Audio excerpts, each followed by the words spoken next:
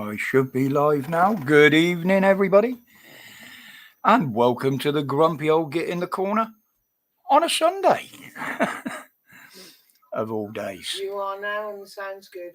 Sounds good. Thank you, darling. As you know, those of you that are in here, Dan is visiting his boys tonight. He's hopefully enjoying it. He said he was earlier on, so. But he asked me in the week if I'd like to fire up a live stream, just so you guys that normally come in on a Sunday on his has got somewhere to go and have a chat and catch up as usual. So if you haven't been in before, good evening to you. Good evening, James, Shan, Kaz, the rest of the reprobates. Graham Nutt, good evening, buddy. Lost Souls. Pat was in there earlier on for a quick chat. God bless. Good evening, mate. Callum Shorters. Fiery Blaze, Young Jack. Kersey, good evening.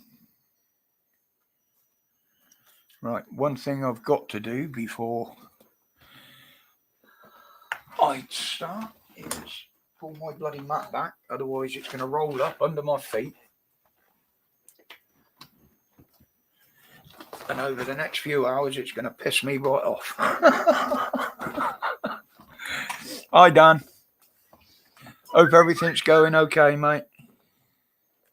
You sounded like you were getting on very well down there. Hang on, what we got here? Alerts to things that were going on 2-3 hours ago. Live. Evening, Stuart. Who's going live? That's with a message. No, that was for a comment that came in about 2 hours ago. There won't be a phone in tonight. I don't have the equipment to support that. So yeah, no problem, Dan. I look forward to hearing from you, mate. So there won't be a call in. So I will do what I normally do on a Friday. I will probably waffle on for 5-10 minutes here. Then I'll open up a panel. It will be only 5 plus me, restricted because of the free StreamYard I use. And also, I will only be having people up that I know and I can verify in the back room. No disrespect to anybody, but there's been certain events that have happened over this weekend on live streams, and they're not going to happen on here. I run a tight ship. You all know my usual warnings. We won. Did I see you in there just then? Good evening, sweetie. I can see Dan saying hi, we won, but I can't see where one's comment. No, I can't. Unless he's just talking to Holly. No, there she is. Look. Oh, there she is, yeah. Hope you didn't hear what she said then in the background, Lost Souls. Yes, Sean. I heard about it this morning. I got informed. And that's why, well, I've always been very careful who comes up. But tonight it's going to be extra scrutiny, I'm afraid. England, good evening, Bulldog. I keep saying, I've got to learn to say good evening, not good afternoon. Moo, good evening, mate. Have you seen Robert Maddox's channel? He's brilliant. No, I haven't, James. I have been quite busy this weekend, here, there, and everywhere, and putting things together. But when I do get free time, absolutely to myself, I usually watch motor racing videos anyway. Robert Maddox. I'll make a note of that. Thank you very much, James. I will endeavour to look into that one. Any channels like that I'm interested in. It was the most disturbing thing I ever saw. I don't blame you. Yeah, Sean. I have seen him do it. Dan's pretty quick on his channel reacting to it. And I'll be totally honest, if it's someone in the back room that I don't know or that hasn't been in the channel for some time, then I probably wouldn't let them up, to be honest. Not with the way things are at the moment. I'm only a small channel and I've got to do everything I can to protect it. Although we have been growing, the subs have been slowly creeping up there. As young Jack said there earlier in the chat, it's approaching the 500 now. It was Crinkle, was it, Sean? Yeah, that doesn't surprise me. How YouTube haven't taken him down yet is beyond me. I really don't understand it. Yeah, Graham, they're everywhere, mate. It's the cold weathers and wet weather's drawn them inside, isn't it? Evening, Dave. Yeah, it was. I think it was you that let me know, wasn't it? But I don't go on any of those other streams. You want to say your numbers are well up? Yeah, they have been going up, Stuart. Mainly, the Rev put me out today on his channel as well, which was very nice of him. Obviously, Dan always promotes me. Hi, Bops. Good evening. Yeah, Facebook, Dave. Yeah, thank you. Appreciated that for the heads up. I know. He's got to have it on his computer, hasn't he, Dan? He's got to have it on something. So, but it's the same as the police in London again today, wasn't it? Ignoring crimes and going after those that weren't doing anything out of order, really. He needs them destroyed, Stuart, not checked.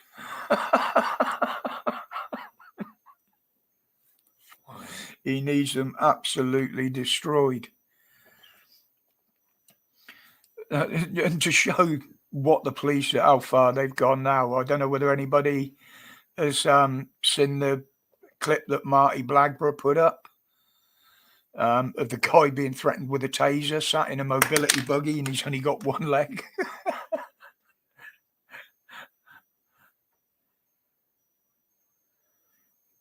This ATL, good evening, mate. Hope you're well over there, the other side of the pond. I think everybody's put complaints in about him, Graham.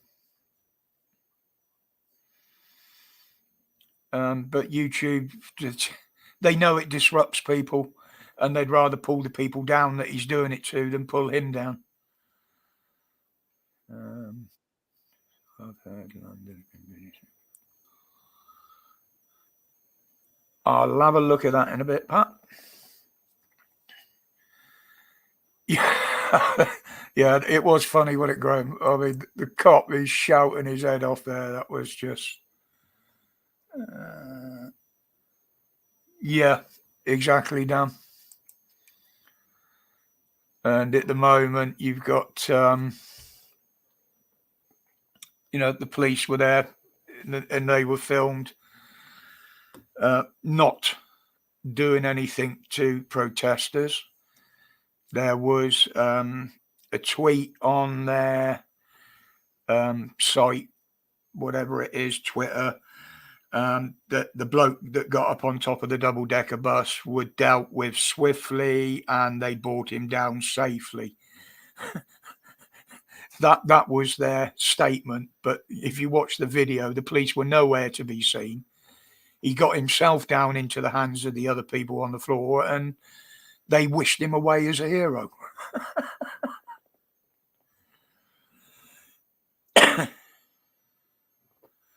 Yeah, James, I don't know why they even bothered, because that lot, I'll be honest, they will turn quicker than what any of the protests over lockdown and that did.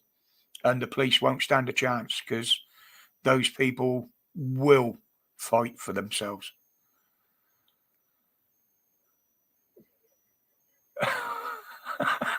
Thank you, Holly. See, you've upset Dan now because you didn't say hi to him either.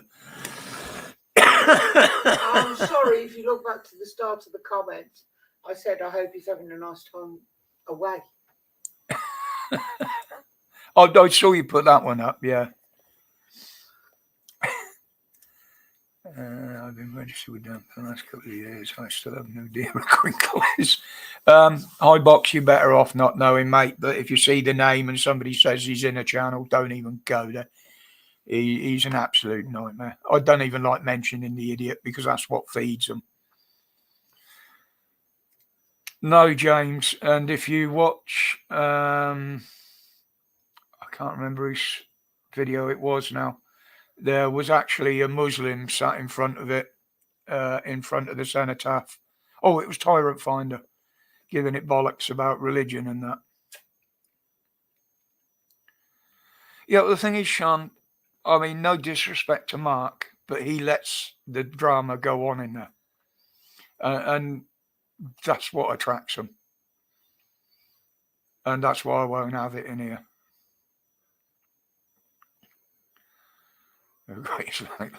Yeah, OTL. We have debated it on here before, but as I always said, I don't do religion.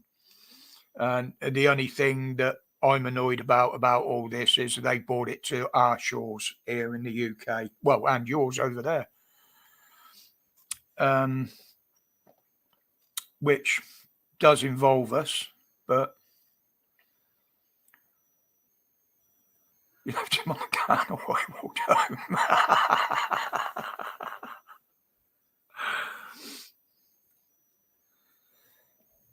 Yeah, I do. If it's somewhat subtle, Bulldog, I do quite happily give a warning. But if it's somewhat a bit over the top, then it's a timeout. And then if it carries on, then it's bye-bye. You're out of here. I don't care if I lose people through it. But at the end of the day, us channel creators got to keep ourselves safe from it. And to be honest, it's up to us how we run our channels. If there's certain people we don't want in there, then we don't have to have them. We can block them out. Oh, yeah, Dan. They never get left alone. Well, they never get on the panel anymore, do they? Because they're banned. But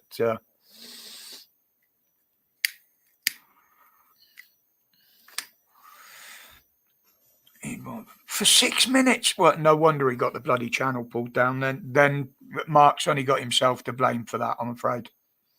He should have been on top of that a lot quicker. Or as Dan does, our top mod on the Police Abusing Powers channel actually has some control in StreamYard as well. So even when Dan's not on the panel or he's off of it, go and have a piss or something, then there's someone there that can take control.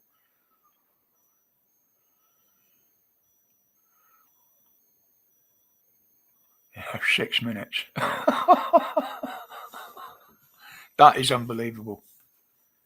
That is unbelievable.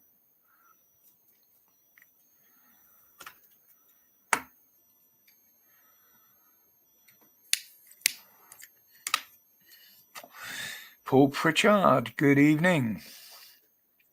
If there's anybody that's in here or lurking that has actually come over from the Revs channel, if you want to, just let us know in the chat.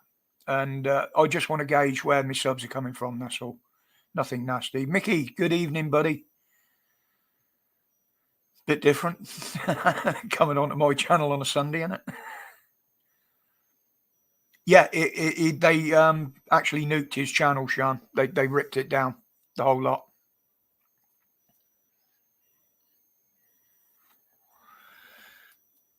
Just because I don't go on these drama channels doesn't mean to say I don't get told what's going on.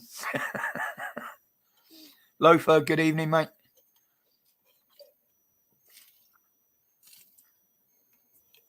A 6-minute porn bomb from Crinkle James on his live stream last night. Enjoy your evening, Dan. Have a brilliant time with your lads, mate. And I know you're going to enjoy it, and I know how much you've been looking forward to it. So enjoy from us. And thank you for giving me the opportunity to jump in tonight. We'll see how it goes, and if it's needed again, we're there, aren't we? Good evening, Hunter. So, but yeah, enjoy it, Dan. Yeah, that's what I said. She's a top mod.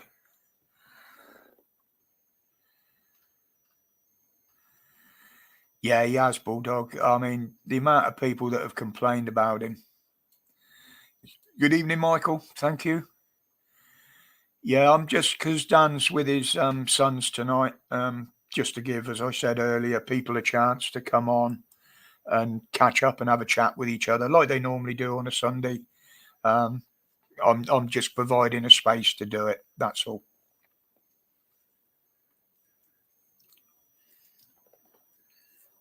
And has anybody noticed we got none of them annoying bloody hearts in the corner of the chat tonight? I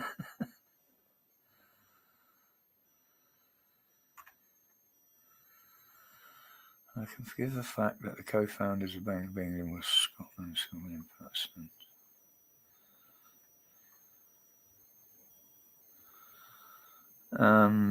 They didn't become it; they just became part of it, Paul.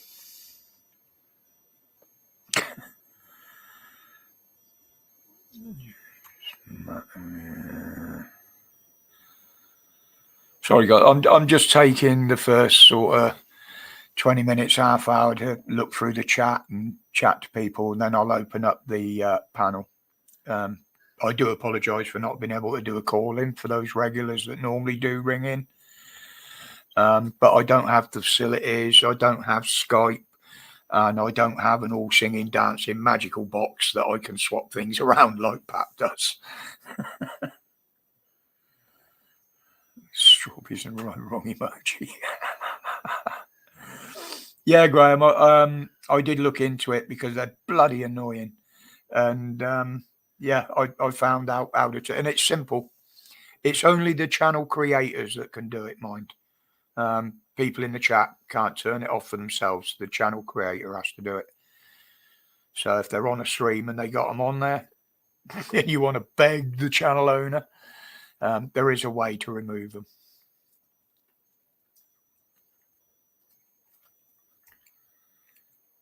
Yeah, it's the only way, Sean. Everybody that live streams should put him on their ban list.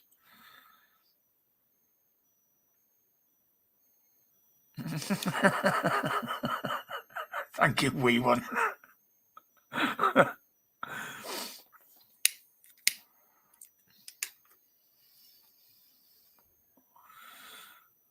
Looking at his neck.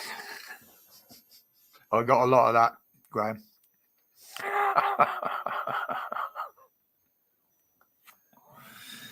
So how have we all been today anyway, over the weekend?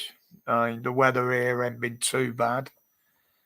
We haven't had any rain yet, but it has been very, very damp. Definitely not, Dave. I'm teetotal, mate. Don't drink. I haven't done for 15 years or so. Yeah, that's the problem, Lost Souls, and I don't care about that. You, as you know, my lives usually operate with between 25 and 30 people most. I mean, we had 40 Friday. We're on the way to 50 now. But yeah, these channels they attract the drama because they know they'll get the viewings from it. Unfortunately, but I do believe most of them lose out because the things that are said and that go on them, they obviously can't get monetized. So why?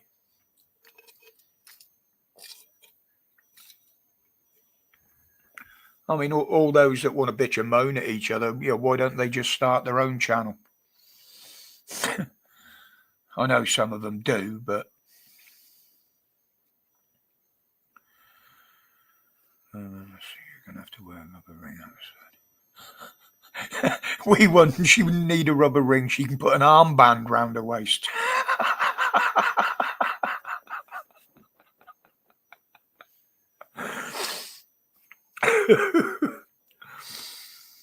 A rubber ring would slip round her feet and she'd float upside down. Yeah, it's not been too bad here, Dave. It was quite sunny this morning.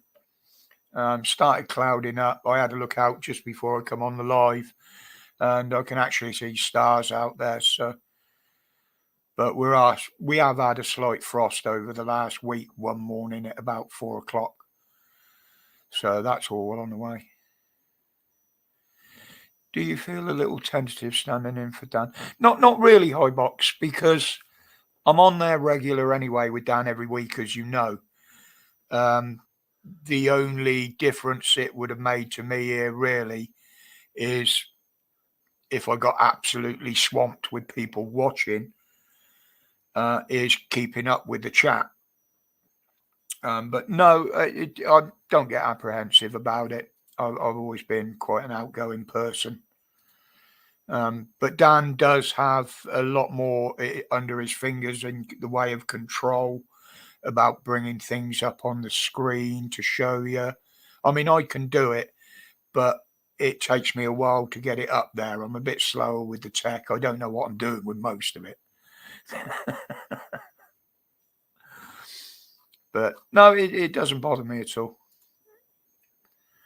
You know, I've made a dick of myself in public many times over my elongated life, shall I say, at the moment. Yeah, never miss an opportunity to be a clown. You got to laugh at the world. If you didn't take the piss out of it, it would take the piss out of you, and that's the way I go. What is it? That's the way I roll. That's the saying, isn't it? James, you Lost Souls, do you know what? That comment you just put there, that could almost have come from Budgie's bot.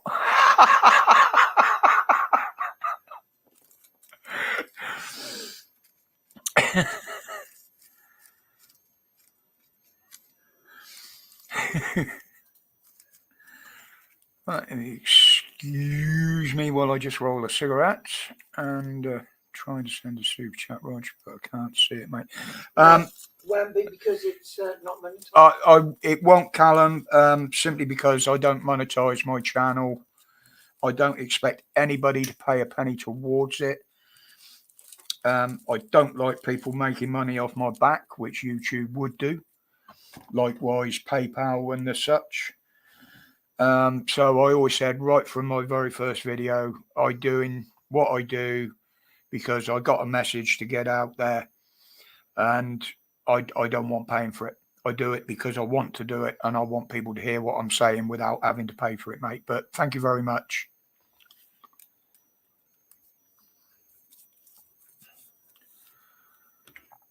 So not everybody on YouTube is in it for the money.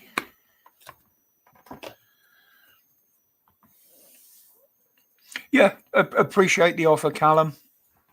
But no, that's something. Even if the channel grew substantially, I still wouldn't entertain it. And believe it or not, I know people that do monetize, and you end up having to jump through a lot more hoops to get your videos up. I play within the rules. YouTube's the only one that doesn't with me.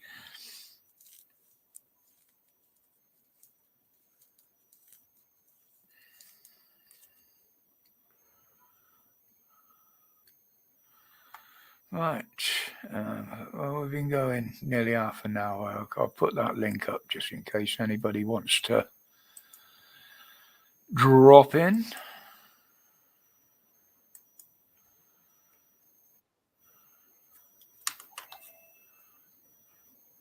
Yes, Holly, I know. Thank you for that. I've forgotten what I was going to type now. Oh, yeah, I was going to put the bloody link in, wasn't I? I was sat there thinking, what did I just do then? Do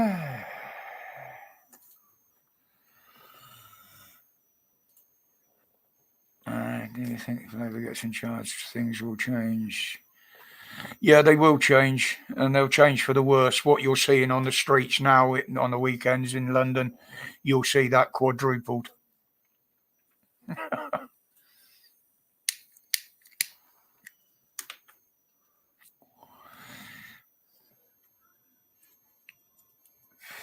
Yes, they will, Stuart. They would. And this is going to be the issue with the next election. Now, the voting public are going to be put in a bit of a hard place, between a rock and a hard place. Evening, little buddy. I didn't know you need to verify you, but just in case anybody has videoed you, I will keep my finger over the button for a minute. Of course you can. I mean, I could be. Now you've replied, I can let it go. I could say no comment. Yeah, the rise in the subs there, particularly today. And I can see who that is as well. Good evening, Graham. Hello, matey. Right, I'm turning the telly down. Yeah, no worries, bud. Yeah, the reason is, Jack, me and Simon were talking earlier, the Rev, and he put me out on his channel today because of me standing in for Pat, like to give people somewhere to come. So he put me out there as well. So a few of the people in there that didn't know I had a channel now know, and they've come across, as it were. Yeah. Thanks for having me on, Roger. I appreciate it, even if I'm only here for about 10 or 15 minutes. Mate, you're always welcome. You know that. You've been part of the channel right from the beginning. Well, pretty much, I guess. Yeah, part of the community, but I'm not always sociable. No, it's all right. It's all right, mate. But even when I am sociable, I'm usually loaded up on booze, aren't I? But we talk off of here as well. So True. Yeah, you know, yeah, true that. I'm not ignoring you on the camera. It's just I can't look at the camera and see the chat at the same time. No, it's all good, pal. It's all good. And I can't see any chat at my end now because I'm on the StreamYard, so I can't see any chat whatsoever because I'm doing it through my phone. Mate. If there's anything on there, I'll let you know. Booze, yes. Yeah, if anyone wants to say something, yeah, I'll get that. Yeah, no worries, mate. No worries. How are you doing anyway? Well, I'm up and down like a horse draws, whatever. Working hard all day and put away wet. That sounds a bit like a Tampax.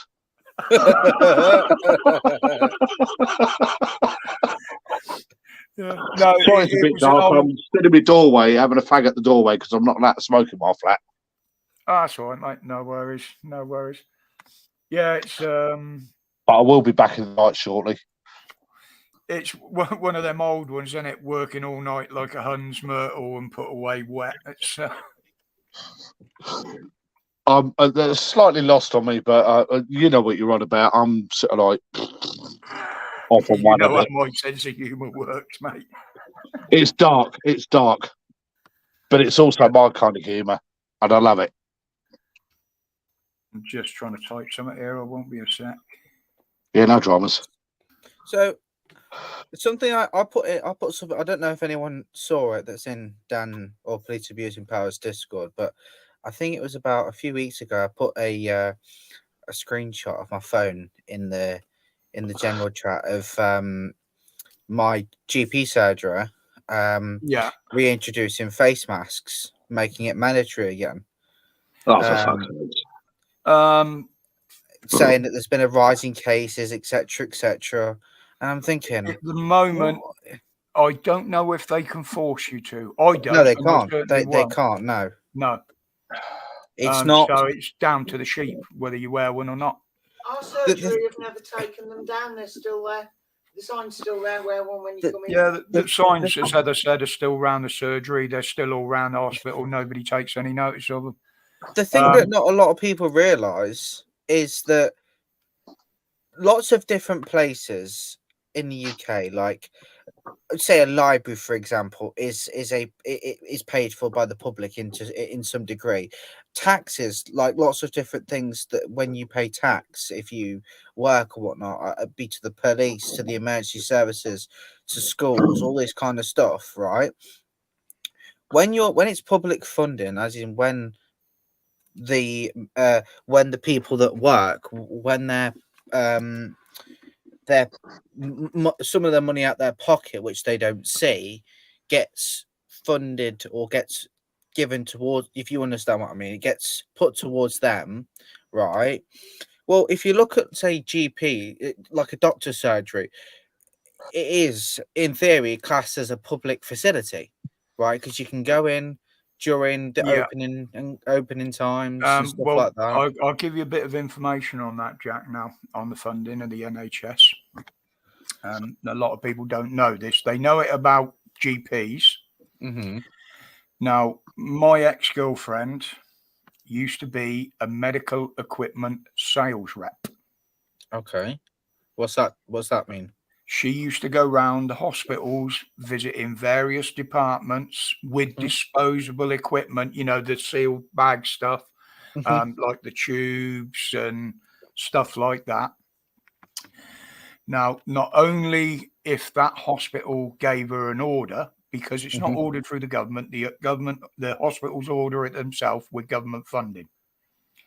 Yeah. But what they don't say is a lot of that money goes to the supplier and even the rep as kickbacks. What's a kickback? Is it like A backhander? Oh, right. Oh, like a hush hush kind of thing. Yeah. Call it a commission. It is a tenner for sorting out a deal for me. There's a lot of that goes on. Some sneaky shit, in it. And I know that for a fact because, she was a rep. She's moved away from the area now. Yeah. Doing the same thing. But, it's not just the GP surgeries that it goes on at. Well, I use that as an example because not necessarily the funding, but just the fact that it's a public facility, meaning that whenever you need to go to the doctors, you can walk in. You don't need to make an appointment immediately. Like, you don't need to make an appointment to just go through the doors.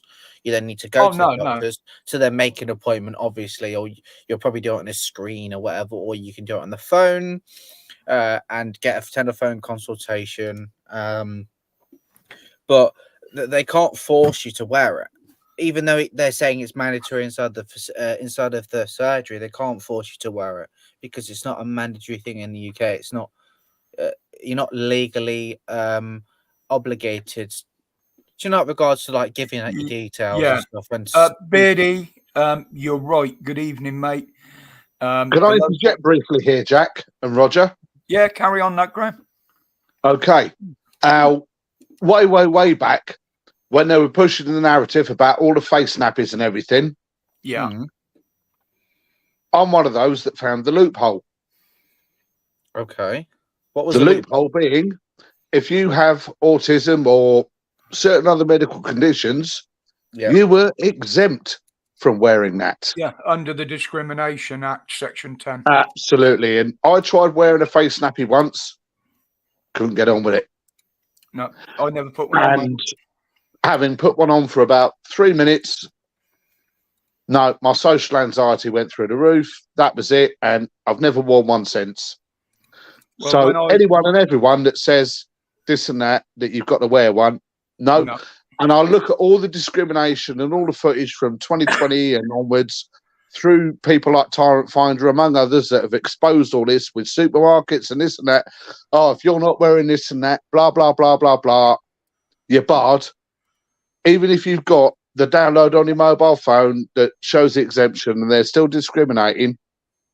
There is no legal exemption, medical or otherwise, but the police know that they are not. If you say you're exempt from wearing a mask, their guidance showed, and I had the document if you remember, that they are not allowed to ask for your medical reason, and there's no reason why they should. The fact that you said you're exempt, they are supposed to accept that, and there is nothing in the law to force you to wear one.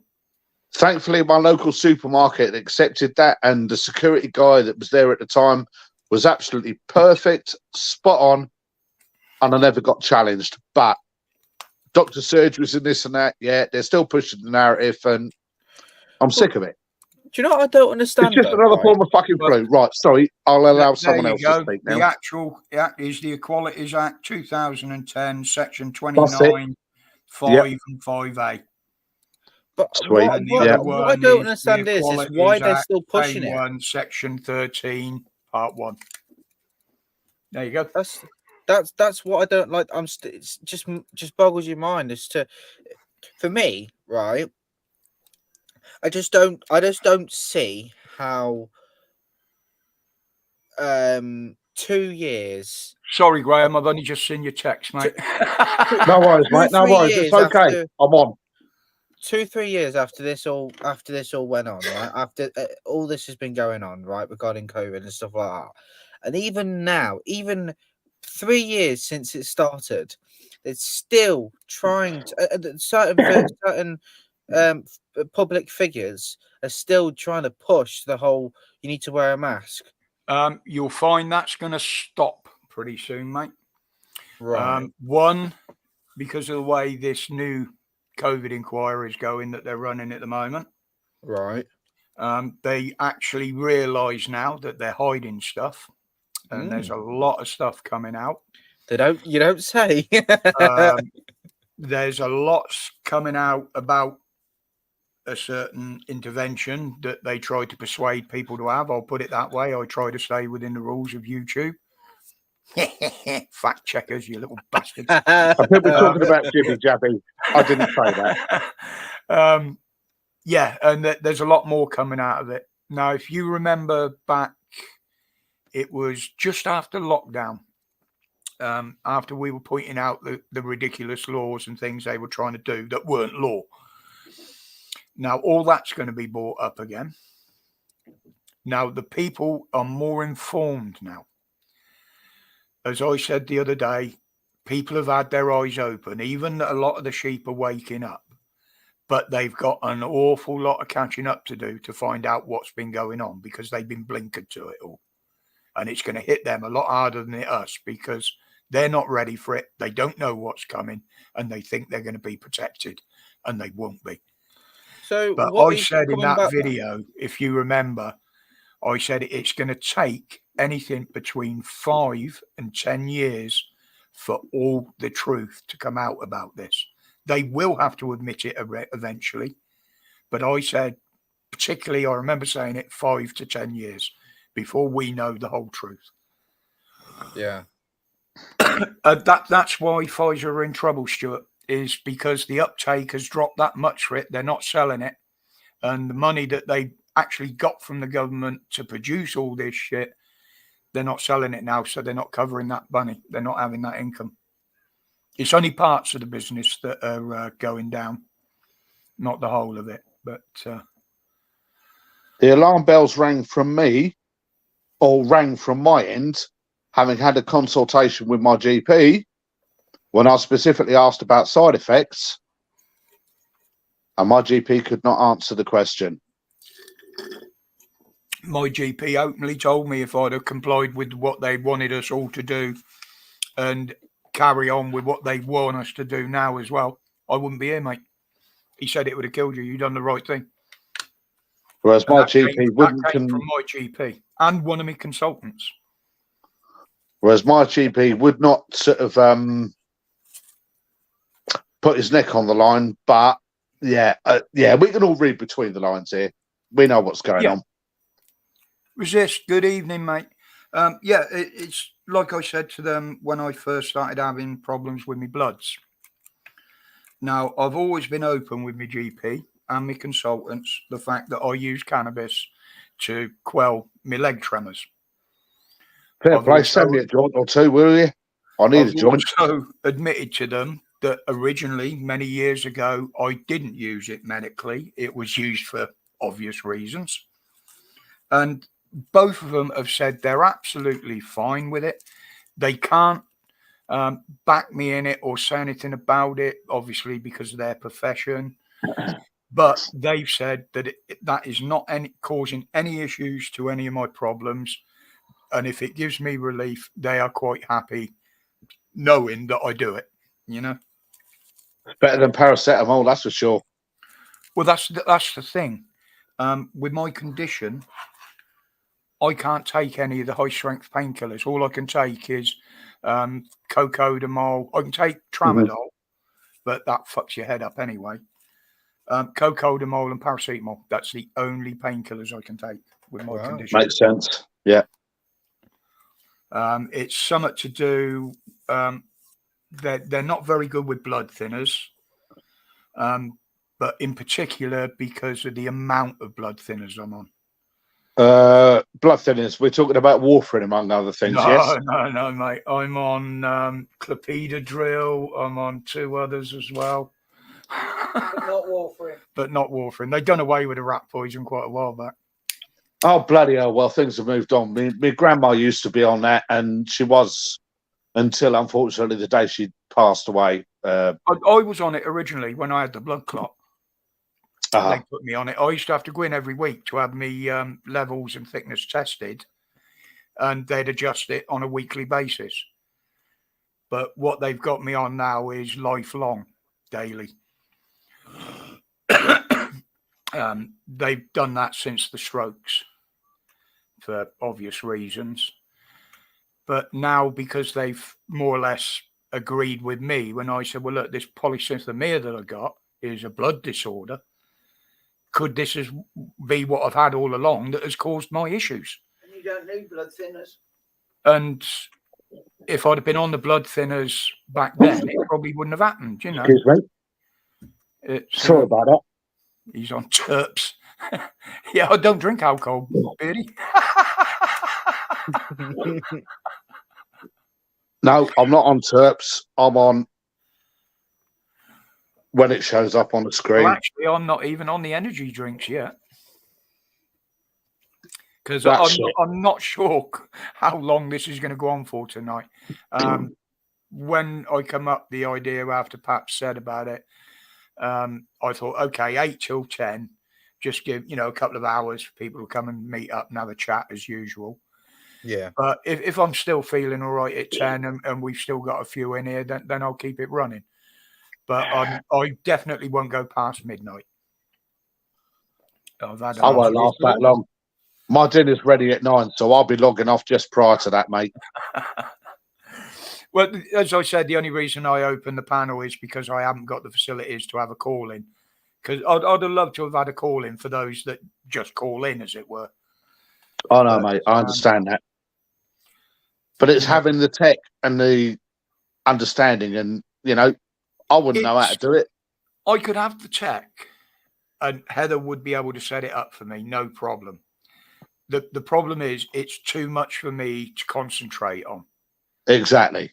Like on here at the moment, I've got Discord open, I've got YouTube open, I've got StreamYard open, and then I've got the 2 lots of chat, obviously, on StreamYard to go between. I've got that to go through. And you're having to look at the comments as well. So, yeah it's, exactly. And last time I checked, mate, you didn't have a fanny between your legs. Multitasking, did it? Sorry, no disrespect I've to never the been ladies. very good at, as you know. So that's why I'm here, Graham. Yeah. Thank you, Heather. Respect, My mate. wonderful Respect. tech support. She's in the background there. If I miss anything in the chat, she tells me. She's also a moderator in here as well. So, but I like to keep up with the chat, as you know. That they're the people that the channel are for as well. So. Anyway, we've now got Psycho's missus in the shop, but where's the gratuitous pussy shot? Where's your cat? Oh, she's asleep on the chair down here. Oh, right. Okay, fair enough. As long as she's still above ground. Up there, so. She's been fed. She realises 8 o'clock on a Sunday night she ain't going to get any fuss until I go to bed. If I remember right, is the cat's name Wazza? Is it Wazza? Wazza? Yeah. Wazza, or right. bitch, dickhead, numbnuts. And when it jumps on your lap, it's Al. Doofus, Claws. yeah. Oh, she does get some choice names called her as well at times. especially depending where the claws are going. And that's what Oh, I'm we love worried, our cat. because they need We love our clipping cat. now. And sorry about this, guys. It's getting warm in my corner. Got me pap shirt on as well. Look. Hang on. Show us it properly. What was it? Something Mummy about said- don't talk Mummy to. said not to talk to bastards. Oh, Mummy said don't talk to bastards. I thought the original one was don't talk to strangers, but yeah, same Yeah. meat, different gravy. It works for me. But what I like is the fact that it's written the way it is. And most people think the camera's reversed, but it's not. But yeah, I can see it's definitely Plod talking to whoever. Yeah, that can't be Wayne Cousins. He wasn't in uniform.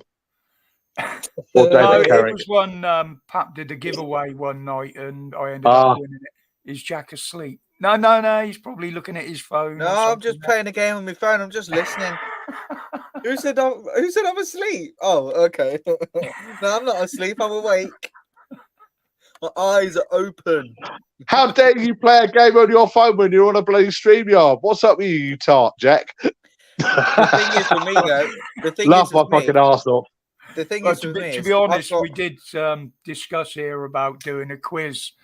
And I looked through the cards we've got behind us and I thought better of it. Every Oh, card is mate. one question, a different category. You got to pick the category. Oh, bollocks to it. All I wanted was general knowledge questions. Okay, Who we got? here's a question. I think I know the answer already. When did talkie movies effectively supersede silent movies? Oh, I know the answer to this because I looked it up earlier. it was back before the 20s, if I remember. You're close. You're close. The first talkie, I can't remember the name of it, but I think it was 1927, and it was something to do with jazz. Was the jazz singer with Al Jolson? There you go. That sounds about right. 1927, yeah? Yeah, 1997. jazz singer with Al Jolson. Okay. And the end of the silent era was effectively around about 1930. Yeah, because there was still like Buster Keaton, Buster Keaton, Charlie Chaplin, Charlie and Chaplin, Harold Lloyd. Yeah, Howard Lloyd. I don't think he ever did a talkie, Lloyd, to be honest. No, I don't believe he did. Now, Charlie Chaplin, his last film, his final film, was a talkie. Yeah. Where he did a parody of Adolf. Yeah. Anyway, my point is, and all right, it is mentioning another YouTuber who was assaulted by prison staff, and the footage that was provided him by the Ministry of Justice or whatever it was, whoever it was that he had to get the footage from, they provided a silent movie. And do you know why they did that? Probably because somewhere within the footage they incriminated themselves. Yeah, same as the police do. They do it all the time, mate. We know they do it. Anyway, suffice to say that it's with a certain firm of solicitors and other people who are on the firm, but wow. Yeah, they're getting over the top again. They're policing the wrong people, and I think at the end of the day, they're going to seriously regret it when the shit hits the fan. Oh, I really do. definitely. They've alienated themselves from the public. They require all our information, but when we ask them questions, they never want to answer. Yeah. Well, legally, you don't have to give them anything unless you're detained or arrested. Even if you're detained, unless they've said that you're being arrested or detained for a recordable crime, you don't have to give them. Even when you get to the station, even if they've just arrested you, haven't charged you with anything, they always say, oh, we'll take your picture, take your fingerprints. You don't have to do any of that unless you're actually charged on the spot with a summary offence by the desk sergeant. You do not have to give any DNA evidence or anything other than your name, address, and date of birth. And they can't force you to do anything else without a court warrant. And likewise, when it comes down to footage on your mobile phone, about the only exception where you are supposed to provide details, to the best of my knowledge, is if you're stopped under Section 163/164 of the Road Traffic Act, if you're driving. 163 gives them the powers to stop you. And I think 164 gives them the power to ask 165 details. Yeah. covers providing ID and documents. And if yes, you're absolutely correct. You do have to by law. Yeah. However, most people don't carry documents, but so long as you know your driving license number, the rest of it should be on available 165. through the database anyway. So Well, I've had this with Manchester Police lately. When we went to see Dan, Liverpool. I got caught speeding. The car's registered to Heather. It's her car. I was driving the Focus. Do you want to yeah, fair play. Yeah. Please, darling. Can I have a large goat juice? So, yeah, I'd done the right thing. The camera's caught me. Hands up. I'm not going to contest it. I'm not going to do your silly fucking course because you're not going to show me any pictures worse than what I've seen already. Well, bear in mind, you used to do stock car racing and all the rest of it. I mean, and you did catch fire one day, didn't you? Yeah, quite badly. But I sent in, I was the driver, quite happily, admitting it, hands up, just send me the fine. So I paid that. Yeah. And then last week I get another letter threatening to fine me another £100 for not providing my driving licence details. No, they're having a fucking draft. Hang on a minute. You've written to me. I'm the driver. I've admitted the driver. You wouldn't have been able to fine me if you didn't have my details. So why do I need to provide them again? They were on the declaration that I said I was fucking driving. Bloody ridiculous, mate. It's all about money, mate. It's all about making money with them nowadays. Oh, wait and see if they take you to court, and then they'll try and sort of charge you 660 quid plus costs and this and that for non-disclosure. Bollocks. Well, you've got the evidence, haven't you? Heather filled the form out and posted it yesterday. Thank you, yeah. She's sent them an email requesting a return when to confirm they've received it. And in that email, it confirmed that we sent it. So all within the specified timescale. So really. And you've got bank details or transactions to prove that money's been handed over at some point. Oh, no, yes? the letter said that the fine has been paid. Well. They said the fine is. I said, well, it was paid from my fucking bank account. You know who I am then? You know what I mean? Talking about driving licenses, though, I've actually seen videos in the past of police officers stopping people, and they didn't have the driver's license on them. They didn't have any sort of documentation on them at the time because they actually the police actually and the government actually advise you not to carry your documents in case your car gets stolen, right? Exactly. Which you would say that is reasonable, and that's good brains, that is, right? But yet the police on a few separate occasions, on a few separate videos, have said that it's actually a criminal offence. I mean, no, it's not. It's a criminal offence not to carry your documents. As far as I know, Dan isn't in here now because he's having time off this evening. As far as I'm aware, they've never changed the fact that they can give you 7 days to produce your documents.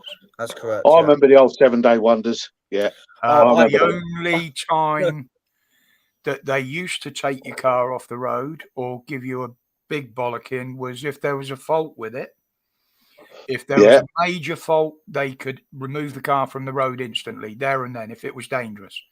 If it was a minor fault, again, they gave you 7 days to get that fault corrected, but you had to appear at the police station to prove that you'd had it done, that it's been repaired. Otherwise, Whether you it be a get dodgy summons car for or an whatever, unsafe yeah. vehicle or whatever. So, what section 165 of the Road Traffic Act, not to confuse with 165A, but section 165 is so 164 and 165 are very much the same. Yeah, 164 it's all is concerning the documents. providing the documents. Yeah. 165 Any is driver telling them. knows this now. Yeah, telling them this information, and yet they still, even to this day, they still expect you to have documentation on you, right? Not everyone's going to have No, because I not was everyone, just going to bring that up in answering Stuart's comments here. yeah. No, anybody that is a UK citizen is not legally bound to carry any form of identification on them. Foreigners are, if they're visiting this country or if they've got a work visa or anything like that, they legally have to carry some form of identification and paperwork. But English citizens, you do not have to carry any form of identification. Besides, everything's supposed to be on the database. If your vehicle is legitimately insured, MOT'd, unless, like mine, it's MOT exempt, This provided is it's why the roadworthy. police and everywhere now are data mining and personal Mm. information mining. They want a database on every bastard in this country. Something I wanted to bring up as well. It came up recently because when when stories on Google just come up randomly or whatnot. Just a swipe right, and I was just scrolling down. And I just saw his news story. It was about smart meters, and I thought, hey, what's this? So I just had a quick look at it, and apparently, because you mentioned it a while back, Roger, as well. Regarding 2G and 3G SIMs, right? Yep. They're Yep. eventually going to be scrapping that, right? They're going to be basically getting rid of that. No. What they're doing is they're scrapping 3G to force everybody to 4G or more. Yeah, that's right. Eventually, 4G. So a lot of the old smart meters are redundant or about to become redundant. Yeah, that's right. Yeah. Those of us that can still receive 2G, you'll still be able to use your phone for texts and calls as per normal. You might get a reduced signal in some areas, but the 2G will not work on Wi-Fi and the internet. Right, I'm just looking at the time, guys. I'm going to have to log off. All right, Graham. I'm going to have to log off because I need a quick pedal because my dinner's about to be served. So I'm going to have to log off. Love you and leave you. Thanks for having me on. Max Mate. respect to everyone. Always a pleasure. Good to see you. So thank you. Okay. Not You everyone. yourself, I've got to log off. Okay. Take care, all the buddy. best. Take care. Cheers, guys. Take care. Bye bye. Yeah. So Graham doesn't pop up very often, but it's nice No. to see him now and again because me and him keep in touch personally as well. yeah. But, The smart meter story is actually a really good story that I saw. I think it's one of the only stories recently that I'm actually well, at the interested in moment, looking at. that's been binned. What the 2G Under the new energy bill, they cannot force you to have a smart meter.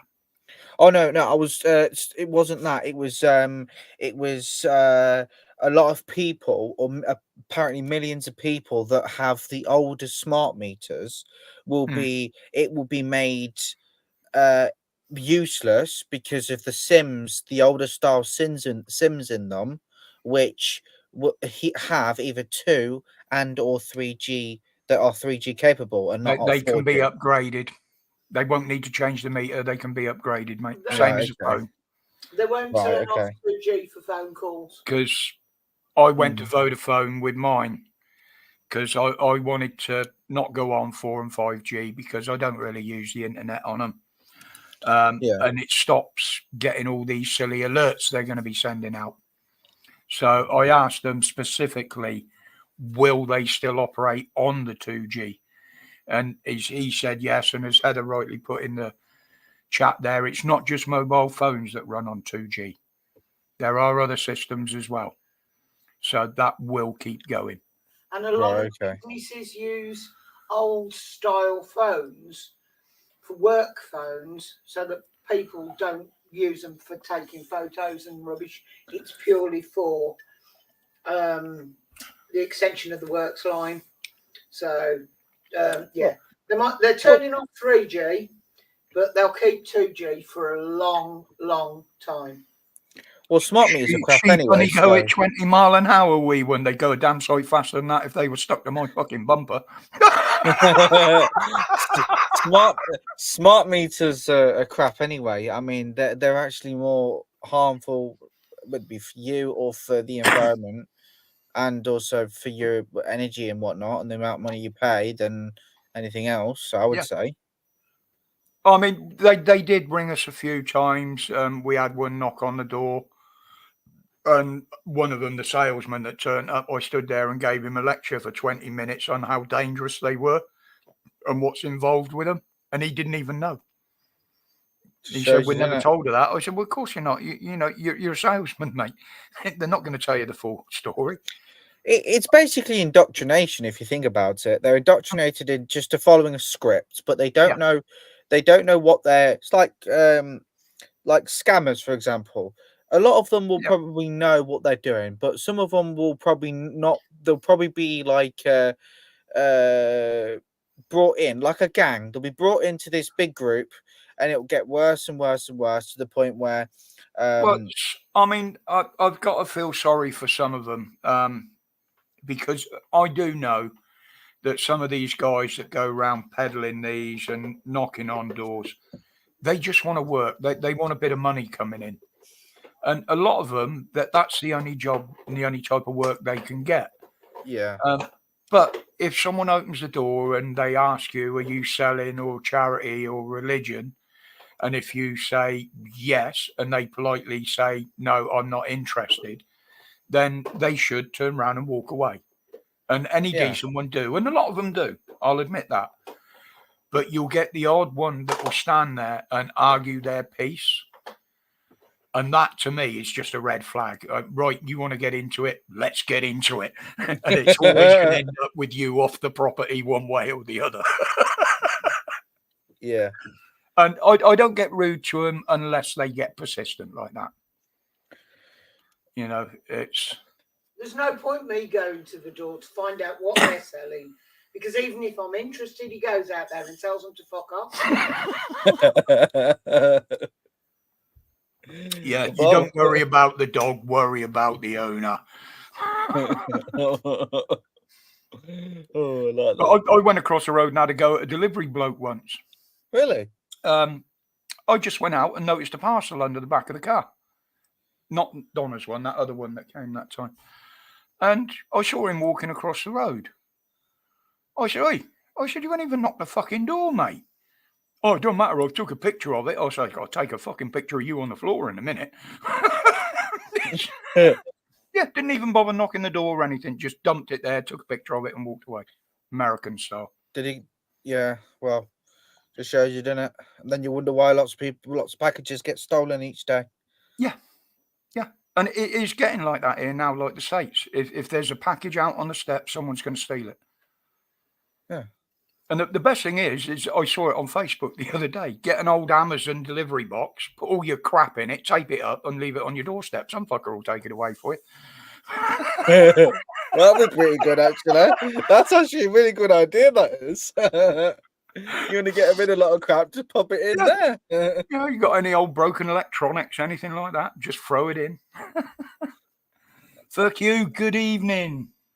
Sorry, Jack. I haven't been keeping up with the chat. I haven't been seeing who's coming in. I've not really been looking at the chat either, to be honest.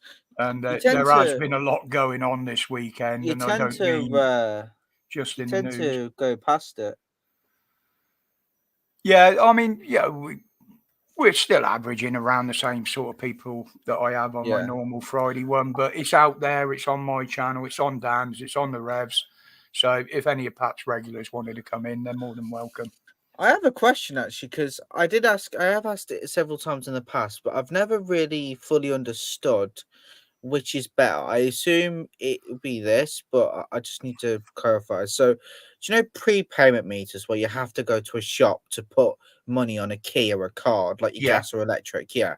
Is that worse than a smart meter, or is that better than a smart meter? You were paying, anybody that's using them were paying a little bit more for the privilege, Right. which I always said is wrong because they're prepaying. If anything, they should get it cheaper.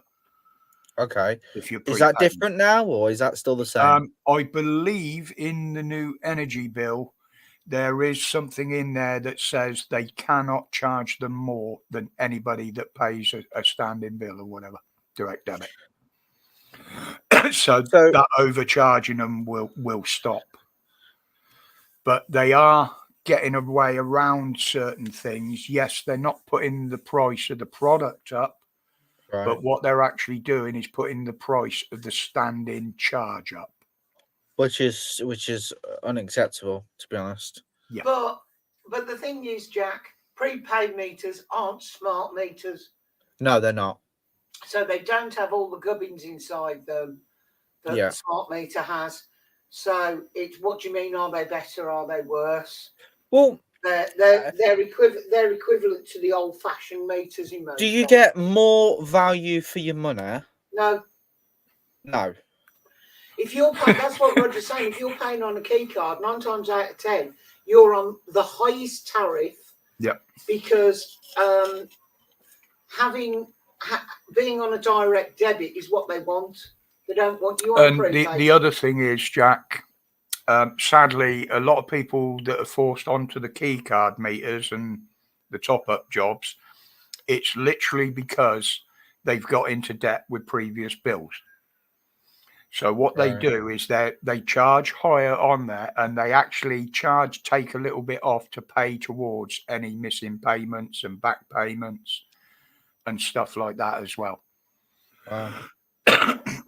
It started out being a way to clear a debt if you had unpaid bills. That's how those prepaid meters started. And for those that couldn't afford to pay a monthly bill, as it were. Thing is, ours are still, well, I wouldn't say old fashioned, but ours. Yes, exactly. I don't believe ours can actually be topped up online. I've actually done some research about it. You have to actually go into it because it's done by key or card. The key for the electric and card for the gas. Right, we have to top them up individually. I mean, almost one time we had it where I don't know why people get confused when I tell them an amount and they put the amount on the key or the card. There was one time where they almost put the wrong amount on the key. There was I think at one point we wanted like 40 quid on the electric and 10 on the gas, and they were gonna put 40 quid on the gas and 10 on the electric, and I thought, what? I'm like, no, 40 quid on the electric and 10 on the gas. I don't want that much on the gas. Crafts, they're doing away with that economy 7 and shit like that. They've done away with most of it now. The low rate tariffs at certain times of the day and all that shit, that's all changing. But the other day I saw an advert for cheap electricity on a Sunday, and I think that was British Gas. They're coming out with all sorts of things. Yes, I know there are smart prepay meters, but the majority are the older type. Yeah. And newer estate. They were put in place for various reasons, but mainly it was people to try and stop people getting into debt more than anything. But that bill is it's passed. All they've got to do is old sausage fingers to sign it, along with the online safety bill, which I believe was being done. I think they said 4th of November, something like that he signs it, and then all the big changes will come in. That's why they're in a big rush at the moment to try and force people onto smart meters, because they know they won't be able to do it afterwards. Speaking of forcing, what's your opinions on the government trying to force people on with getting rid of the gas boilers and putting them onto water? Ain't gonna happen, mate. Ain't gonna happen. 2030. Yeah, I know it won't happen. I know it won't. One, council houses won't get it. Yeah. That they won't mind, because the government don't make a lot of money from council houses. The councils suck it up. The ones that they're targeting will be private homeowners There will be a bill coming in where if your house isn't up to spec, isn't up to the code that they want, hasn't got a heat pump fitted, you will not be able to sell that property unless you've got the relevant certificates. Yeah, well, It's they will always try and force it, but it won't happen, mate. Even the experts have said it, plumbers, everybody, and they're nowhere near. I don't think as they'd be very efficient. efficient either. I'll be honest. I They're don't think nowhere they'd be... near as efficient and green as they say. No, I know. That's been proved. If anything, wouldn't they use more harmful things? I don't know what word you use, materials, things in it than just you having a gas boiler. I would say having a boiler that works off of electric and gas. So it needs gas in order for the water to be heated up, but also the electric for it needs High to stick. be on. I would say that is far more efficient than a heat pump would be. I would say. The other issue you got is if you're all electric, they've only got to press one button to turn you off or reduce your supply. True. Yeah. I recognise that beard and table. Hello, good evening and welcome. How's my Hello, mate. settings? Can you hear me? Sounds fine. Sounds Yeah, fine, yeah. Baker. Can you hear me now? I'm on bus. Yes, lad. Look, I'm on buzz. Can you hear me, mother? Can you hear me, mother? That was Peter Kay. It was Peter Kay, Phoenix Nights. Who was that? Colin Crompton as well, wasn't it? Used to that. Can you hear me, Ding, mother? ding, ding, ding, ding, ding, ding, ding. Wheel Tappers and Shunters Social Club. Yeah. That was classic.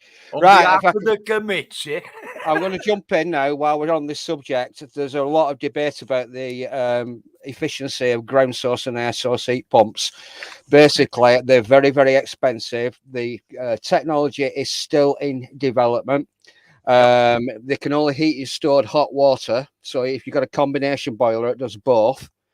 Or even if you've got a system boiler with the old-fashioned vented or unvented hot water storage cylinder, they can only raise the temperature of your heating to up to around 35 degrees centigrade, which means that you've got to upsize the size of all your radiators. Yep. You've got to upsize the pipe work, which means basically ripping everything out and starting all over again. Yep. The thing is that you also need an electrical backup for your immersion elements, so you're still going to be relying on electric coming into your property to heat up your stored hot water, because you've got to heat the stored hot water up to a minimum of 50 degrees centigrade. Otherwise, there's a risk of bacteria, Legionella bacteria accumulating. So basically, now I'm not gas safe registered, although I've put boilers in, and once the buggers have been fired up, I've got my mate round to come and check them, do the flue rate, top burn, lowest burn analysis, sign off all of the certification and get them registered with Gas Safe, your local authority, and the manufacturers of the boilers. So there's another thing is, in 2008, all new or replacement boilers had to be of a condensing type, which means that they're 95% efficient. They've got fully modulating gas valves for your hot water. They've got all these smart controls, high thermostats, things like that. You can link them in. So even if your boss says, can you do an extra 2 hours at work, you can go into your app on your phone and you can dial down your heating so it doesn't fire up and heat your house unnecessarily for the time that your boss has insisted you stay behind at work. If you've got a house in multiple occupation, like one of my customers, Nick the Greek Scott, and all of your tenants are now working from home, they're running up your gas and your electric bills and costing you an absolute fortune, because apparently there's a shitload of empty office space up and down the country because everybody is now working from home. So if you've got a house in multiple occupation, you tick all the boxes, it's safe, it's legal, you're a responsible landlord, you are now being penalised because your tenants are running up your gas and electric bills. So how's that going to work when we've all gone over to ground source and Exactly. air source heat pumps? It is it not sounds like a going crazy to work. idea anyway. It sounds like a crazy idea anyway. Heat pumps. It doesn't even sound remotely like amazing. Just hearing heat pumps doesn't even sound good. This is how they bamboozle you, mate. This is what's I called know, yeah. malinformation. Mhm. They give you the right information, but they either don't put it into context or you don't get all the information to complete what you're looking at or listening to. Sounds too good to be true. That's what I would say. If it's too good to be true, it usually isn't, mate. Yeah, it usually isn't. Yeah. You know. The And thing those is, old- the those election. older gents in here that have been out with younger women that have picked up drunk in bars and nightclubs. It's always too good to be true, isn't it? Loaf They of don't- some They experience. don't, yeah. Instant slut, just had booze, crack. I dropped my drawers for anything. When I was young and As Dan stupid. says, you chew your arm off to get out the bed in the morning and escape. Well, it's like look, it's better than a girl doing a Mr. Whippy on your chest, isn't it? Yeah, it's the worst one is when you find out Michelle is actually a Michael. Yeah, she's probably like she's probably like a she-male or something like that. Chicksfordicks.com. Hello, Mr. Dudley. Hello. That's a little bit. Hello, Mr. Dudley. Ting tong. Tie bride. Elle in the back room. Can you turn your camera on a minute, please? Ah, it is you. I don't know. You've got so many bloody names and IDs in there. You're muted, by the way, as well. Oh yeah, There sorry, you yes, me pop, sorry. Hi. This Right, is the good issue I evening. have with everybody with Facebook, Discord, YouTube. Everybody's got a different bloody name on every platform. Believe they're referred to as aliases. Well, that's why I always use just my real name, no matter what I'm on. It's just easier. I don't. The reason hide why you from got to be anybody. very careful on the internet nowadays is because now, funny enough, actually, I spoke with someone recently that got doxxed, which basically means they got all their information put on a website, and all of their information got basically put out so other people could see his address, his real name. Obviously, he's not his actual age because he's under the age of 16. He technically is he's a minor. Right, so he actually can't be put on this website. I'm actually quite surprised this website is a thing, but I don't really want to say it, but it's a website about putting people's information on it, right? And apparently doxing, I never knew. I thought that doxing was always illegal. Apparently it's not. No. Apparently according and that's shocking because literally It depends if how someone it's done. if someone obtains your information for a malice intent, Malice right? intent or to make money. The word Yeah. is malicious. Malicious. Yeah. Malicious you don't- intent, that's it. Sorry, not malice. Malicious intent, for example, like it's crazy. It's so easy nowadays to do that, right? I mean, we all know that all these different companies collect our data, but for someone to just say be pissed off at you, say because, for example, you shit talk someone on a game of Call of Duty, for example, right? And they don't like it, so they decide to get your IP address and to dox the shit out of you and to put all of your information up on a website where everyone else can see, and it shows you your real name, how old you are, all these kind of stuff. There's certain things they can't tell you, like they can't tell you your Well, bloody you national look at insurance what I said number, but- about that letter that I had from that company on behalf of the NHS the other day on the video. Now, that is an absolute data mining exercise. Mm. Now, I haven't heard any more about this thing about the NHS sharing your data either. I must look into it because that was months ago. As far as I know, it hasn't been removed. So anybody that didn't opt out, if they've passed it in the meantime, then the police, your council, local businesses, anybody virtually can get into that information and find out your medical history, unless you opted out, which I did at the time. In fact, I did a video saying how to opt out. I thought the whole idea of English common law was basically you had a right to privacy and any information about yourself that you didn't want to get out into the public domain, you could keep hold of, little by little, bit by bit. Act But was about.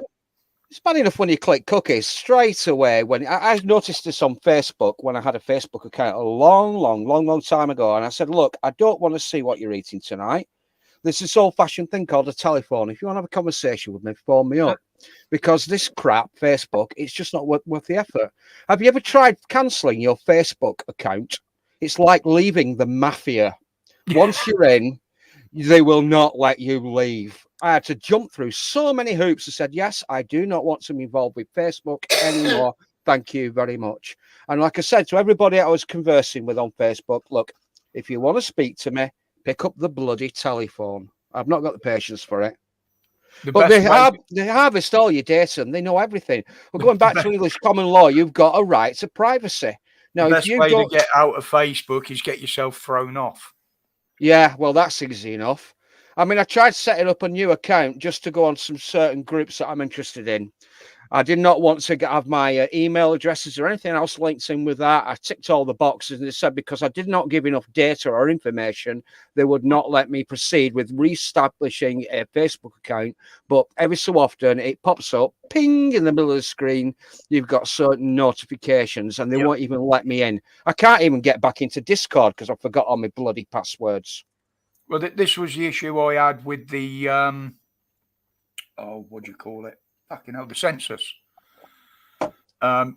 Because it wouldn't let you proceed on the form online unless you answered certain questions. It said, you can't proceed any further until you've answered this question.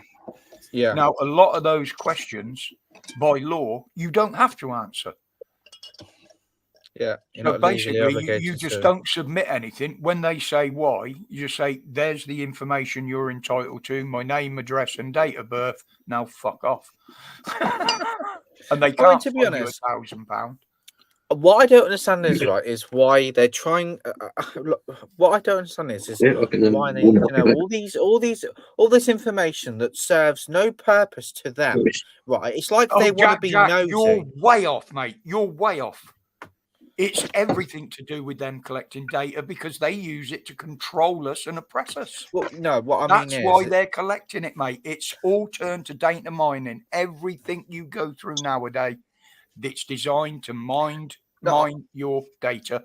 I know that, but what I mean is, from a moral perspective, it's like any of your business at home, right? Like any medical stuff that you might have that you don't necessarily share out to the public is usually kept between yourself and anyone else around you, right? You're not going to start showing that or babbling that off to anyone else that doesn't need to know about it. What I'm trying to say is although they are collecting this information, it is effectively them being nosy. So that it's like a twofer.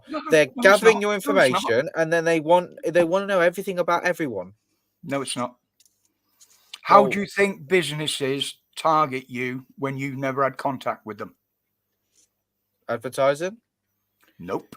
Cookies. You click the cookies. You give your consent. You give your consent away by clicking cookies. You use a card for a payment. They sell that information. That card is registered saying exactly what you bought, how much you pay for it, how regular you buy it. So those companies have access to that. So they will target you. Same as Loafer just said, you say anything on Facebook or anything like that, that data is mined. They start to contact you. How do you think all the legal departments and government departments and the police know exactly how to send a letter to you with your name on, even though if you've never had any contact with them? Think about it, mate. Yeah. Well, they know exactly where you are and what you're getting up to anyway because of triangulation. Occasionally I go onto that GB News and everything that's going on with regards to the police. We've got this blowhard bloody Cockney guy called Peter Blexley. Who's it bloody outrageous what the police have become in this day and age? He's on. He gets paid. Every time he gets an appearance, a check will appear. Now, he was on a programme called Hunted. Has anybody ever seen that? Yeah. They did the celebrity version. One of them and I didn't bother going back. No, they know exactly where you are because they can triangulate on your mobile phone. Yep. Triangulation. They know exactly where you are. They can intercept and record all your messages. Where's my tinfoil at? There is no privacy anymore. No. If you're online, they know everything about you, no matter how little you put in there. And, you got You think about the questions the DVLA ask. You think about some of the questions hospital ask that are totally irrelevant to any health things. The police will ask anything to get any bit of information off you, even perjuring themselves and Back in lying. It's all about data mining. It has been for quite a few years. And the biggest ones for collecting it, and they have most of ours from here, is the CIA in America. Every bit of information that went on those last two census, the CIA hold. What's that film with Gene Hackman and the Happy Slapper? The guy that slapped Dave Chappelle, Oh, the actor. yeah, where they turn against him. He's a spy or something, and the whole He's a thing former turns spy, yeah, and everything Yeah. turns to shit. And he says to, what's the name of the Happy Slapper, the actor? Will Slapped Smith. Will Smith, Will yeah. Smith. Yeah, Will Smith, Gene Hackman, Enemy of the State, I think it's called. That's it. And he says, what are you wearing? Get rid of that. What have you got on there? Get rid of that. Get rid of that. Throw it away. Throw it all away. And you see him jogging down the street in his underwear. Yeah. Absolutely everything. And this is the idea of all these new cameras and that now on the roads. Yes, they're saying they can look into the car and catch you on phones and what you're doing in the car. So, no more wanking at the wheel. But those will be adapted to use facial recognition. And eventually your face will be matched to a certain number plate. They will instantly know whether you're insured, whether you're legal to drive, whether you've got a license. And straight away, the local plod will have that number flagged up and they'll come out and find you. There you go. A total surveillance state. I read about that in a book. Mate, it is. I read about that in a book where this guy had to hide his diary inside a cavity in the wall, and he had to hide away from the telly screen. That's 1984. Yeah. It's becoming like NG Winston again. Smith. It's becoming like NG, like it was in the 1930s, 1940s. Well, you think about 1984, the television with the cameras in, watching your every move. Yeah. What do you think Alexa are? The only difference is they can't see you, but they hear and monitor everything. Yeah, of course they do. The thing is, I've deleted all of my opinion pieces and all my plumbing pieces from my YouTube channel. Got rid of it. I'm just jumping on live streams now. I'm not creating content anymore. Wouldn't have one in the house. I got rid of it all. The wife has got one of these Ring doorbells. Yeah. Yeah. So basically, when Jeff Bezos delivers, I think I'm convinced the wife is having an affair with Jeff Bezos. He keeps sending us stuff in brown parcels.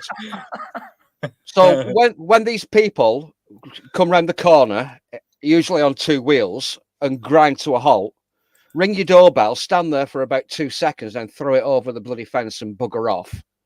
Now the wife can see that. She can see who comes to the door. And she can say, "Oh, we got Loafer's got a garage parcel lot. Oh, he's gone." So they just throw it over the fence, right? And she's also got a camera underneath the television, trained on the sofa. She's got a camera on top of the fridge, trained on the oven, because she says I make a mess and I'm not allowed to use it, which is why I've got a camping gas stove in my lockup for my fry-ups. She's got cameras all over the bloody place. Now, one day I turned my mobile phone off. I thought, I've got about an hour before I go to work. Bugger it. I'll turn my mobile phone off and I'm sat watching the television. Now, because I turned my mobile phone off, she's ringing the landline. Now, if anybody's still got a landline as a backup, you never answer it because it's always somebody trying to sell you something. So I let it ring and ring and ring and ring and ring and ring. And eventually I had this voice, "Are you not working today?" And I jumped up and I went, "What the fuck was that coming from?" "Well, I said, "I'm going out in about half an hour." "Well, can you do the washing up? Can you pick up the crap on the lawn? And there's some washing that needs hanging out." And I thought, where the fuck's this voice coming from? It's the missus. She's speaking to me through the Alexa machine. Yeah.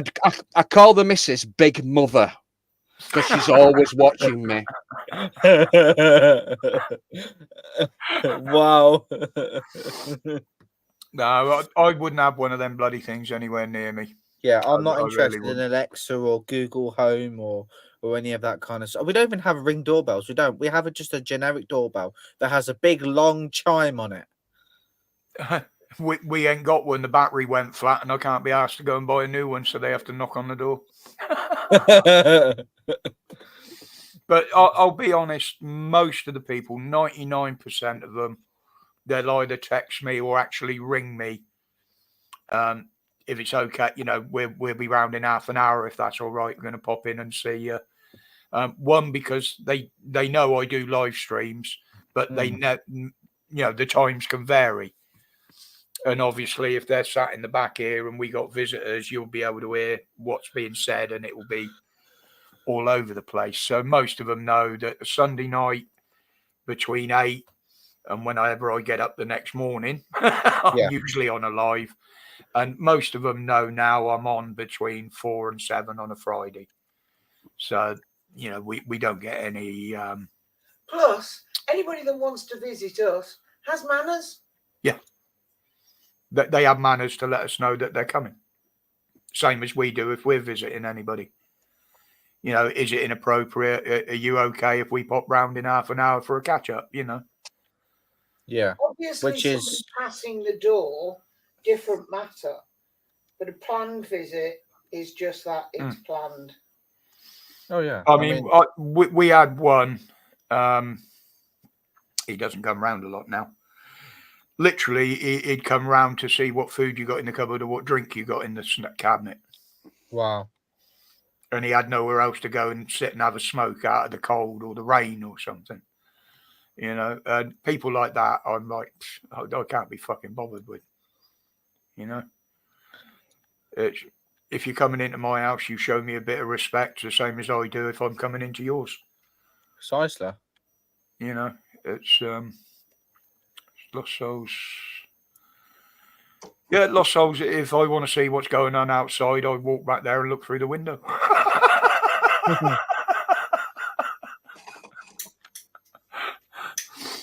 But, no, I mean, I could put one of my webcams in the window and set it up with the Wi-Fi and that, but if I want to, if I know the police are coming or they turn up, I've got a tripod that I keep in the window. All I do is slap my phone in it and hit record. So, there'd be no interaction with them without any phone filming or anything. Yeah. Without a doubt. And it's like this protest I'm hoping to get to next month. I've openly said, look, I'm not going to be in the forefront. I'm not going to be antagonizing anybody. I'm just there as an observer. Yes, I might ask a few questions from both sides. To me, a protest is always about the public's reaction to it. Yeah, but do protests really make a difference? Because as I've said, that 1 million people marched against the Iraq war. I said this back any down difference in at all. lockdown, Loafer, with the big protests in London then. They will actually achieve nothing because the government just turn themselves off to them. And half the time they're kept in the dark. They don't even know they're happening. So, unless you're going to turn up at Westminster, kick the fucking door in and invade the place, which I do not recommend, and I wouldn't say go and do that. Well, there was a debate. Somebody gave a 25-minute address in Westminster in the House of Commons the other day, and there were very, very few people there. But what you could hear coming through the screens from the Observer's gallery were a lot of people cheering and applauding this maverick.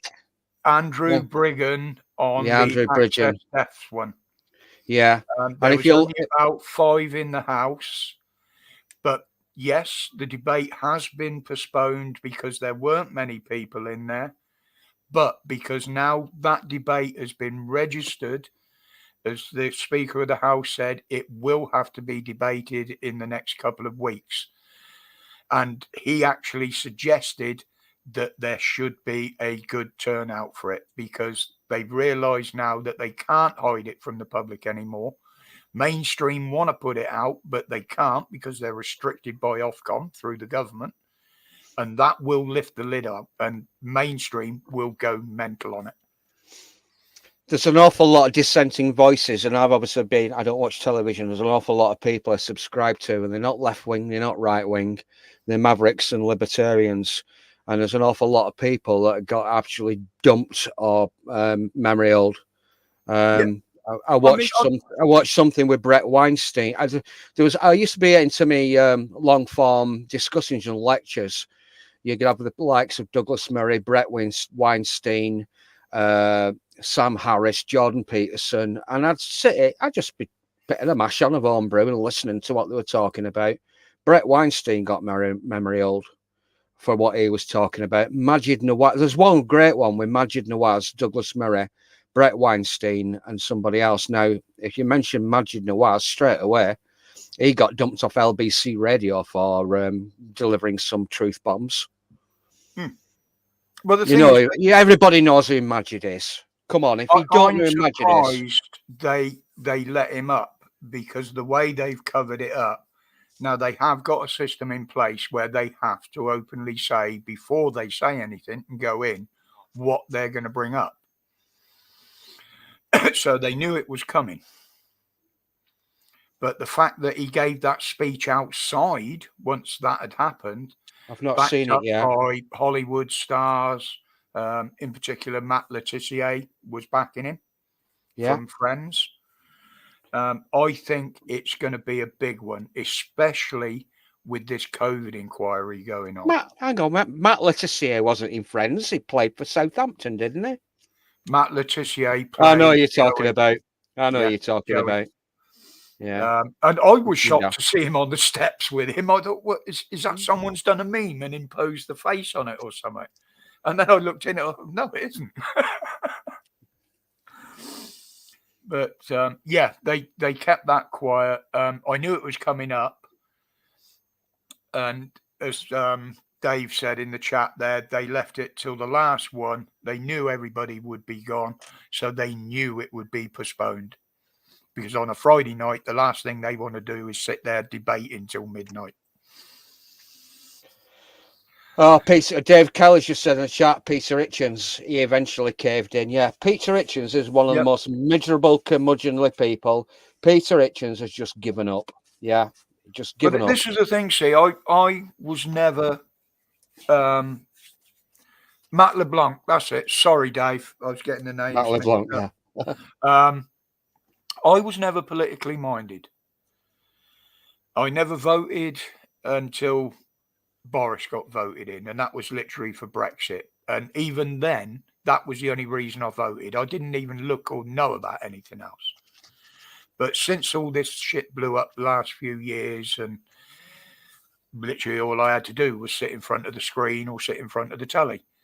And I started looking into things. And then Dan and a few others persuaded me, because of some of the things I used to say on his channel, well, why don't you start your own channel? And that was when I actually started to learn a little bit about politics and look into it. I mean, I'm not right into it. I don't know most of the ins and outs. But all I do is watch what they say, and I give my interpretation of what they're saying with what I see going on around me. If they're doing something good, even if they're an arsehole, I will big up them for it. Same as I would the police. If they done the right thing in an incident I was watching, I would say, well done, lads, you've done the job right. 99 times out of 10, we know they don't, and they're a bunch of thugs. But do you know what, Roger? I will give credit where it's due. It's like when Hey, Roger, it's like when Jamie Oliver did some good for the school dinners, even though he's a bit of a wanker. Yeah. Not that I'm to talk, I'm a hell of a wanker myself. I mean, we actually met him down in Newquay, and he is the complete knob that he comes across as on telly as well. An absolute knob, believe me. But yeah, I can't really see that there's none of the independents are going to get in at the next election. That's for certain. But it's going to be a case of who can do the most damage to who out of the others, more than who's saying what they're going to do and what they promise, because none of them are promising anything that anybody really wants.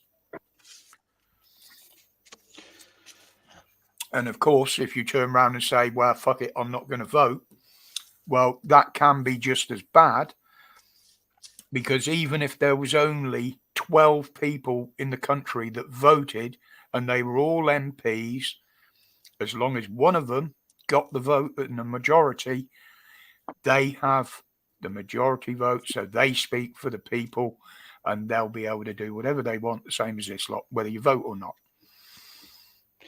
I think during the malaise, Christopher Hitchens and Julie Hartley Brewer were actually being observed by the 77th Brigade, which is the military disinformation or propaganda wing of the British state. And they were actually they were actually spying on people online who had dissenting or contrarian views regarding everything. And it was resist. Who was that? I was just replying to. Oh, it's a resisted dystopia, right? I'll be right back in a minute, just in case you think I'm completely bullshit. There you go. Christopher Hitchens, Peter Hitchens. I have books, need proof, be right back. Actually, I need to go for a big poo. I'll see you in a minute. Thank you for that. Everybody, Locker's off for a big hard shite, so sorry about that. And I get slated, I'm just going for a piss, like. A man's got to do what a man's got to do. Yeah, I was hoping to stay away from politics a bit tonight, but hey. But has anybody else noticed that, no disrespect to Dan, but he's not here and I haven't descended to smut on my own yet? Yes, you have. Have I? Where? Within the first 10 minutes, you responded to a comment. I'm sorry. I've been corrected.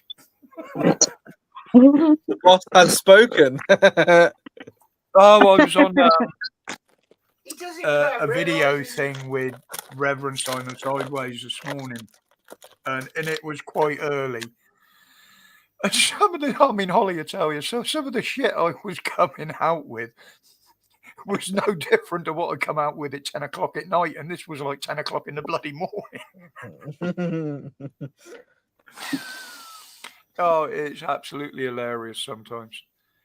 But I'm like this whenever I'm awake. Don't I know it? I mean, yeah, sometimes I'll get up in a bad mood, but I usually find a way of getting around it. Yes, they are, Stuart. They've been monitoring mobile phones right from the start. They even monitored landlines years ago, but they actually had to physically tap into them. But anybody on any platform on the internet that dissents and carries the sort of content they don't like, they do monitor all of them. Yeah. It's... Yeah, he did, didn't he, Ollie? He only just got up and he didn't know what to do. Faced with us lot first thing in the morning. Well then, I have got to be up as usual because it's Monday tomorrow, isn't it? So yeah, no worries, mate. 6 o'clock tomorrow morning. So I don't always go bed early. I don't always do.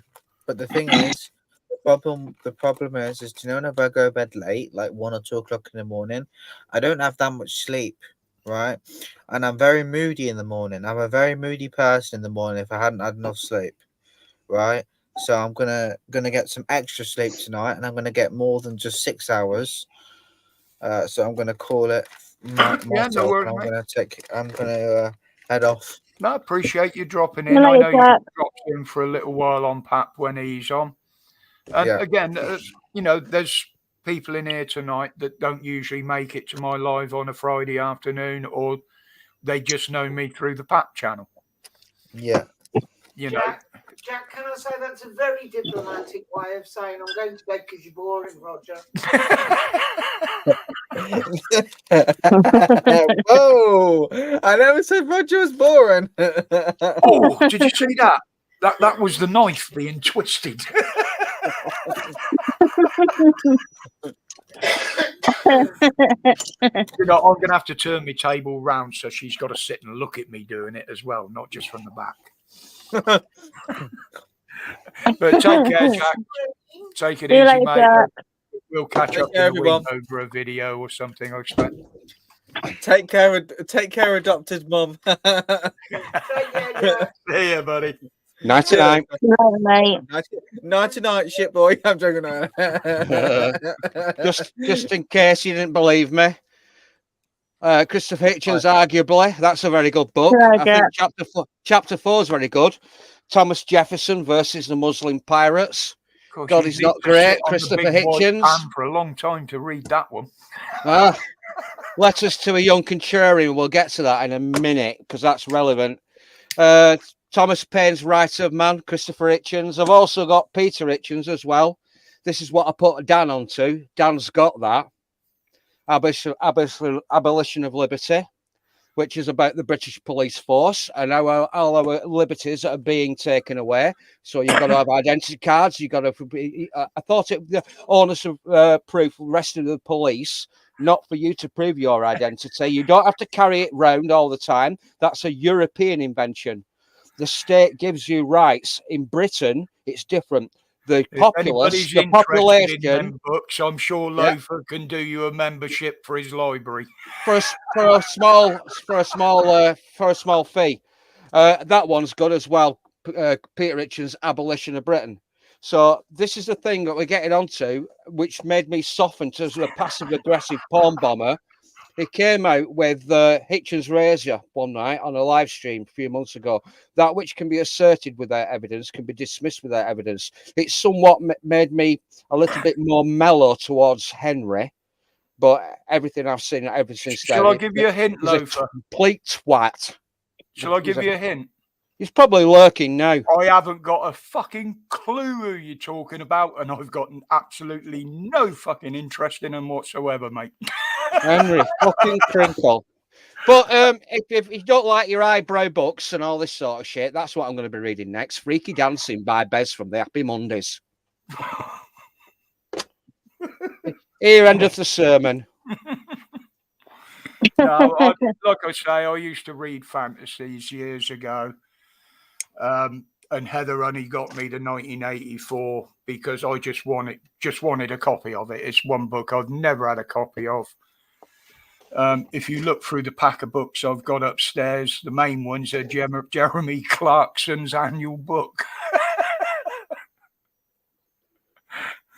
But yes, Ollie just said book club. I like books.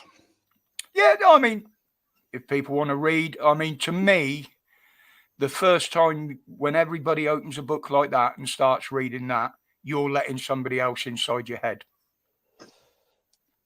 You're letting somebody else direct your thoughts. Well, this is a scary thing about books. It can give you Same as watching a video, same as watching a documentary. Books can As soon give as you take any notice, they're directing your thoughts. Books can give you really funny ideas. Mm-hmm. The wife reads. She got that Prince Harry book. Wah. Was it called Wah? No, that's South Park. That's the South Park version. Wow, but she got that 50 Shades of Grey. She started having funny ideas. She said to me, she was halfway through it, and she said to me, "This book's brilliant. Loafer, I want you to tie me to the bed, blindfold me, gag me, do with me what thou will." So I dutifully obliged. I blindfolded her, I gagged her, and I tied her down to the pub. And then I went down the pub. Yeah. It drove her crazy. Oh. Go on, Anyway, Loafer. you can always rely on me to bring. Sorry, the guys, fucking thing I'm down, just can't you? concentrating on something else at the moment. Where's Bearded? Is he not jumping up? I don't know, Loafer. If he's modelling, he might. Future is notoriously difficult to predict. Sorry, Steve, I was just replying to a comment there. Beardy quite often likes to just sit and type, and he sits there and does his models. But I'm seriously thinking about getting him to modify that oh, what do you bloody call it? What was it? Diorama. No, the channel dude. Oh, your logo. Logo. He did me a funny logo the other day. And I reckon with a change of a couple of words, I might even use it and put it in somewhere. It was quite funny. See, Mikey, you can't do anything for him. It doesn't matter how good it is. He's ungrateful and he doesn't like it. This is what I live with. Yeah, we don't get an option. Respect my authority. Not that I ever watched that, of course. You know. It's pretty good, actually, Rod. Yeah, so some of the jokes I've seen from it, and some of the predictions and the cartoons and clips and that. Yeah, it does find amusing, but it's like the other one, Simpsons and shit like that. I can't sit and watch that shit. You know, I mean, you got to think as well, during the day, if there's anything interesting on in Parliament, or I know there's some big headlines coming up, I have the TV on, usually sound off, but I can see if there's any breaking news. So if something's popped up, then I'm straight here. I'm already here. I can see what they're saying. I'll go and look at the stories, look at the truths, try and see the differences between the different outlets of reporting on it. And you'll be surprised in how much you can learn just by looking in the background on these things rather than listening to them. You get the gist of them. Yeah. And you know how my brain works, Steve. I don't matter how sad it is and whatever, I seem to find some humour in there somewhere in most of it. Yeah, a lot of it I can't put in the video because, it would offend somebody, and I don't because of that reason. You know, it's a sign of lateral thinking, Rog. It means you've got exceptional lateral thinking skills, I reckon. It's a sign of having a very dark sense of humour. Yeah, it helps. It helps. I mean, I was having a chat earlier with Sean about premenstrual tension and going through the change and shit like that. It's a coping strategy. Humour is a coping strategy. I've said this before. I'll say it again. And convince me I'm wrong. When you're living under a totalitarian regime, the first people they always go for are the comedians. Yes. Yeah. And the artists and the intellectuals. What do you want me to change the words to? Pol Pot ordered the death of everyone wearing glasses. Yeah. Well, I'm shagged then. Take them off, love. I'll get in touch with you with the DM tomorrow, mate. Save going through it all on here. It's just an idea. But yeah, you know, I mean, again, with this letter with the speeding and that, they offer you the course. Now, my mate went on one, and you get the usual shit, the braking distance, the dangers and awareness. He said, but they went through a load of pictures showing him of serious injuries from crashes that the police had attended to. Now, apparently this was supposed to shock people. And as I explained to a copper once, I said, I'd never go on one. He said, why? I said, you can't show me anything there that would upset me, would shock me. I said, I've seen people that have been pulled out of cars that have been on fire for 2 and 3 minutes. I've seen people lose limbs. My mate, who I knew for many years down in Newquay, was actually beheaded in a car accident he had. And I said, I just said, do you think if I went on one of them, you're going to show me anything that's going to upset me? He just looked at me. He said, probably not. The strangest thing about human nature, if you've ever been on the motorway and all the traffic slows down, you know that on the opposite carriageway or the carriageway where you are on, there's been a road traffic accident. Mm-hmm. So basically you think, oh shit, you know, somebody's had a crash up in front. That's why we're slowing down. But it's not. It's the opposite carriageway. You're travelling south, the northern-bound carriageway. There's been a terrible RTA. And obviously, rubbernecking. It's a strange thing about human nature. You being curious and you just want to see what's going on. And do you know Morbid what? fascination. Remember, in Yeah, the morbid video, fascination. when me and Heather came back from Dan's party, I put a video out of an accident that I had on the motorway because I had me camera running in the window. That was actually, and I will admit it, it was because of that. There was a fire on the inside lane. It was obvious the motorway was going to be closed. So I started moving right out to the outside lane because the traffic was at a crawl because of the smoke. But people were still getting by on the outside lane. They hadn't shut it down. Now, as we went past, I was looking over to try and see what was on fire.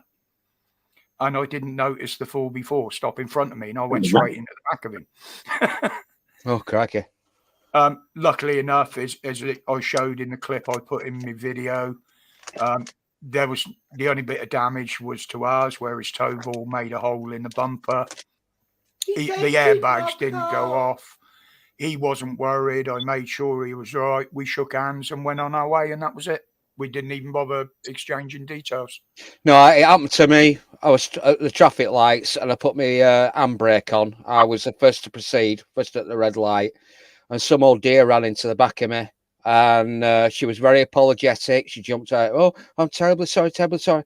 I said, oh, look, hang on, we'll exchange details. I said, but look, there's a little bit of a crack in my bumper. But the thing is, at the end of the day, my car, as long as it's road legal, road worthy and reliable, and I can get to work every day, it's a skip on fucking wheels. I mean, look at it. I don't even clean the bloody thing. Yeah. It literally is a skip on wheels. I said, if the bumper falls off, I've got your details. You've got mine. Don't worry about it. Anyway, the bumper didn't fall off, so I didn't proceed. But the other thing is about this is how many people put in multiple claims, insurance claims, when they're basically slowing down, speeding up, slowing down. And there's normally, it's nearly always somebody in an Audi or a BMW, isn't it? You know what I mean? Who's getting a little bit impatient and then runs into the back of him. And you've also, all of a sudden, you've got 4 people jump out and they're all waving their arms around. And these people put in claims for whiplash, and they do it on multiple occasions. Surely that should flag up some sort of suspicion with the insurance companies. That's why on that clip, I shook his hand, and I think you can just hear it on the footage. I actually asked him if he was okay. Yeah. You know, no injuries or anything. It wasn't a fast bump, but it was big enough that if someone wanted to turn around and say, oh, no, that's fucking whiplash. I've got whiplash now. They could have quite easily have done it. But no, I made sure, yeah, you're all right, mate. So he's admitted he's fine on his way, you know. He was a nice chap, nice enough about it. You know, he knew he had a bloody great big frame on the back with a tow bar on. He was more worried about the damage to our car. But yeah, it was just it was totally my fault. And I held my hands up to it as soon as I posted the video. The bloody Mini's fault. Well, the one that cut in further up that made him brake. Yeah, I didn't see him. That made him stand on the brake. Yeah. That was the issue. But I should have been I had room to stop and I should have been paying attention. The fact that you were rubbernecking meant you ran into the back of him. But if Mini hadn't left it till the last minute and cut across in front of him. Oh, yeah, it wouldn't have happened. But it did. And ultimately, if the law looked into it and anything or an insurance claim, it was my fault, no matter what happened up in front. No, it's that fucking Mini. You're going to blame them. I can get the registration. It's on the film. You're going to go and hunt him down. Yeah. Always be willing to say sorry. Always be willing to say I fucked up. It's my mistake. Exactly, mate. Exactly. Always have the humility. Yeah. If more people could do that, the world would be a better place. I'm sorry. Yep. I made a mistake. I'm willing to change my mind. I was wrong. I've learned from the experience and moving forward, we've learned from our mistakes and moving forward. Yeah, that's a word. You quite often see that in press statements here. We've made mistakes, but moving forward, You quite hear it from those in uniform on a regular occasion as well. Yeah, you read my mind. You filled in the blanks, mate. You filled in the fucking blanks. I've said it often enough. We will learn from our mistakes. No, you won't. You'll learn how to avoid getting caught making the mistakes next time. Or you'll see them sooner. You'll see them coming sooner. So you take measures. You learn you learn yourself a bit more. Think I better not because I'll just shout or something. I mean, there are countermeasures, I'll say, that you can use for their little tricks of like pushing and shoving you out the way. And a couple of them makes them look a right dick because they end up on the floor. But if you do it straight away, even though it isn't an assault, they will class it as an assault and they'll fucking jump on you. Ironically. And I noticed there was some without identification on as well at the protest yesterday in London. One of the biggest get-out clauses that people in positions of responsibility use is, what's the word I'm looking for? Do not resist. Do not resist. Yeah. Even when somebody's not resisting, they always shout out, do not resist. Well, there was one, somebody put a clip up, I think it was yesterday of it. Mayor Tusi covered it as well, where a copper grabbed somebody by the throat, even though they were stood up against the van. They weren't a threat. They weren't doing anything. They might have been being verbal. I don't know. I didn't hear anything. But all of a sudden, he just launched himself and went for the throat. And one of the other coppers actually dragged him off and threw him back into the crowd of coppers that were stood behind him. Brian Gerrish has mentioned this quite a few times on UK Column News, although I haven't had the mental health to watch it over the last year. He's saying they're briefed to be more aggressive. I'm subbed to UK Column News and I've not got any notifications. I'm subbed and I've not got any notifications for over a year. The YouTube channel's shut down. Are they on Rumble?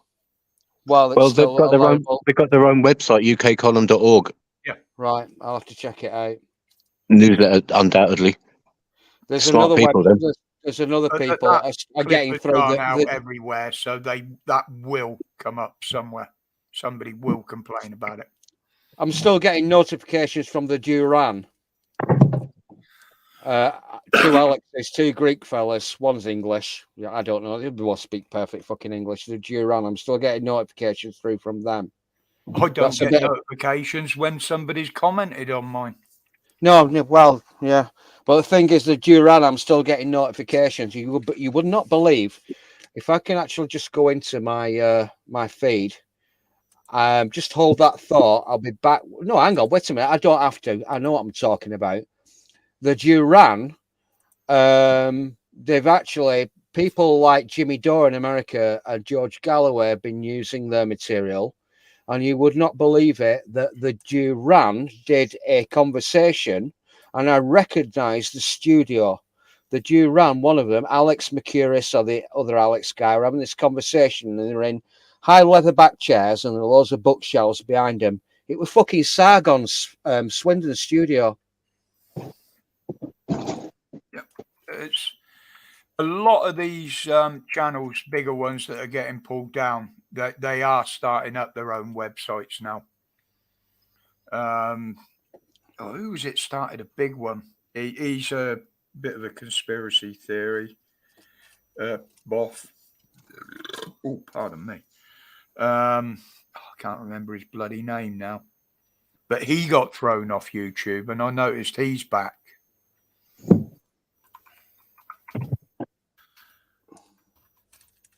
Sorry, guys, I can't multitask. Don't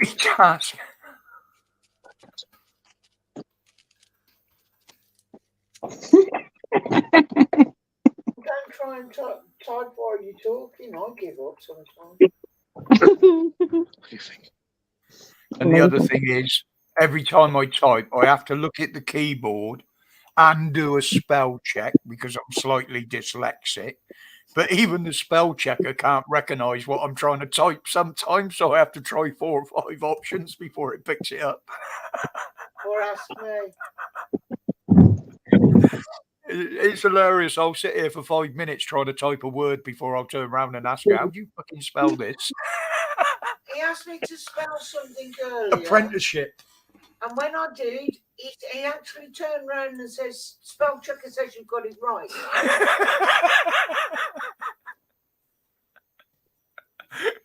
This is our life. Oh, my life. Spell check. And then tells me that the computer agrees.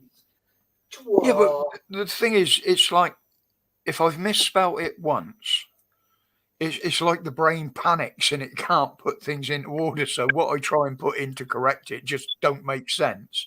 And if I look back to it, it don't make sense to me afterwards. Strumming my pain with his fingers. Honestly, Singing mate, my you're the life cutest with mate his of mine I know tongue. sometimes.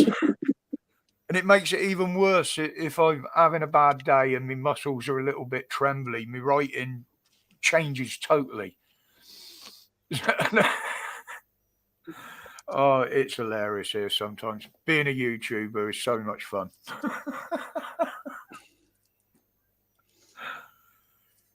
Yeah, Gary, it's only because Dan's seeing his 2 lads tonight. He asked me if I'd like to. I mean, you know, he doesn't have to. I could open a stream anytime I want. But out of respect to Dan, I've never done an evening one, and I certainly never do one in his spot, or what I class as his spot. But because he's not here tonight, and we've got nothing better to do. We've got nothing better to do because he's not on. He said, why don't I do a stream where some of the regulars can come over and have the regular chat? And if any of you want to sub and haven't yet, yeah, because he hasn't put subscriber mode on, he's getting quite close to the 500 mark. He's on 486 at the moment. Well, my target was always 500 subs, wasn't it? But no, initially your target was 100, then 2. It was originally get 500 so I could go live, wouldn't it? Yes. But they changed the rules, and I found out you can go live anyway from your desktop. So, but nobody's under any obligation to sub. I mean, just come in to watch when they get see it there, or they hear it's on, or they even see it on another channel where I've said that I'm putting one out. So the analytics doesn't really bother me, and I'm being honest with that. If I was worried about it, I would promote the channel a lot more. And I very rarely promote it anyway, other than posting it on my own Facebook, Dan's Discord, obviously. And that's it. Few people share the channel out, and I appreciate that and always thank them for it because I get a notification. And yeah, that's the only thing I do. I'm not one to sit here, I'll come and sub, hit the bell, shit like that. It's entirely your choice, and I leave it to that. I watch channels that I don't sub to. If I feel like watching them, I'll go and look them up, you know. Each to their own.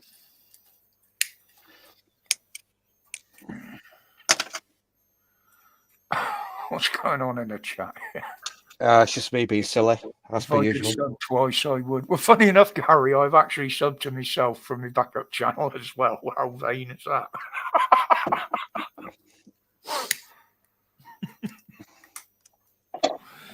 But I do have other uses for that channel, although I haven't posted anything on it for quite some time. It does come in handy for some other little things that I get into. What's going on in the chat? Beardy's just said, Stuart B. Towing. Yeah, that's the only time most Welsh people speak Welsh, because it means outsiders can't eavesdrop. Cornish do the same. Yeah. There's I used to be a rock climber in my youth, and with caving and climbing club, we used to have a hut, in Llanberis. It's going to and be it a was long right, one, Lofa. Yeah, it was Just right kidding, next. just kidding.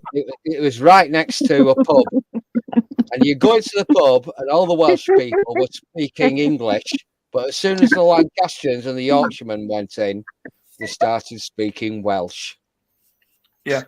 What? Mind you, you could go to the former Hamish McInnes climbing hut in Glencoe, but it's derelict at the moment because Jimmy Savile used to live there. Oh, you had to bring it down. I'm not kidding.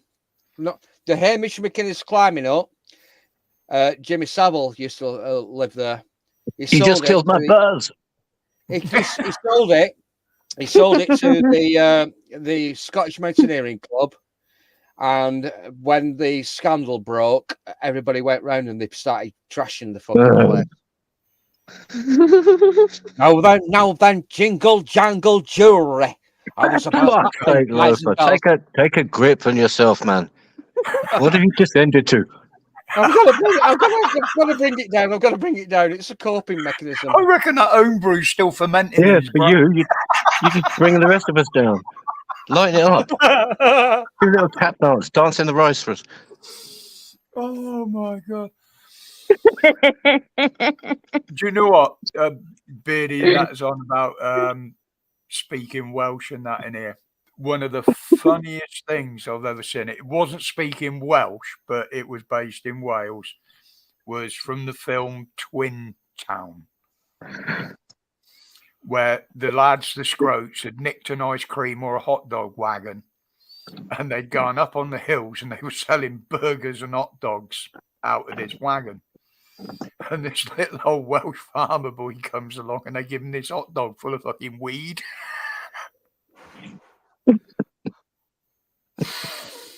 He's munching the grass on the side of the track. And, it's absolutely hilarious.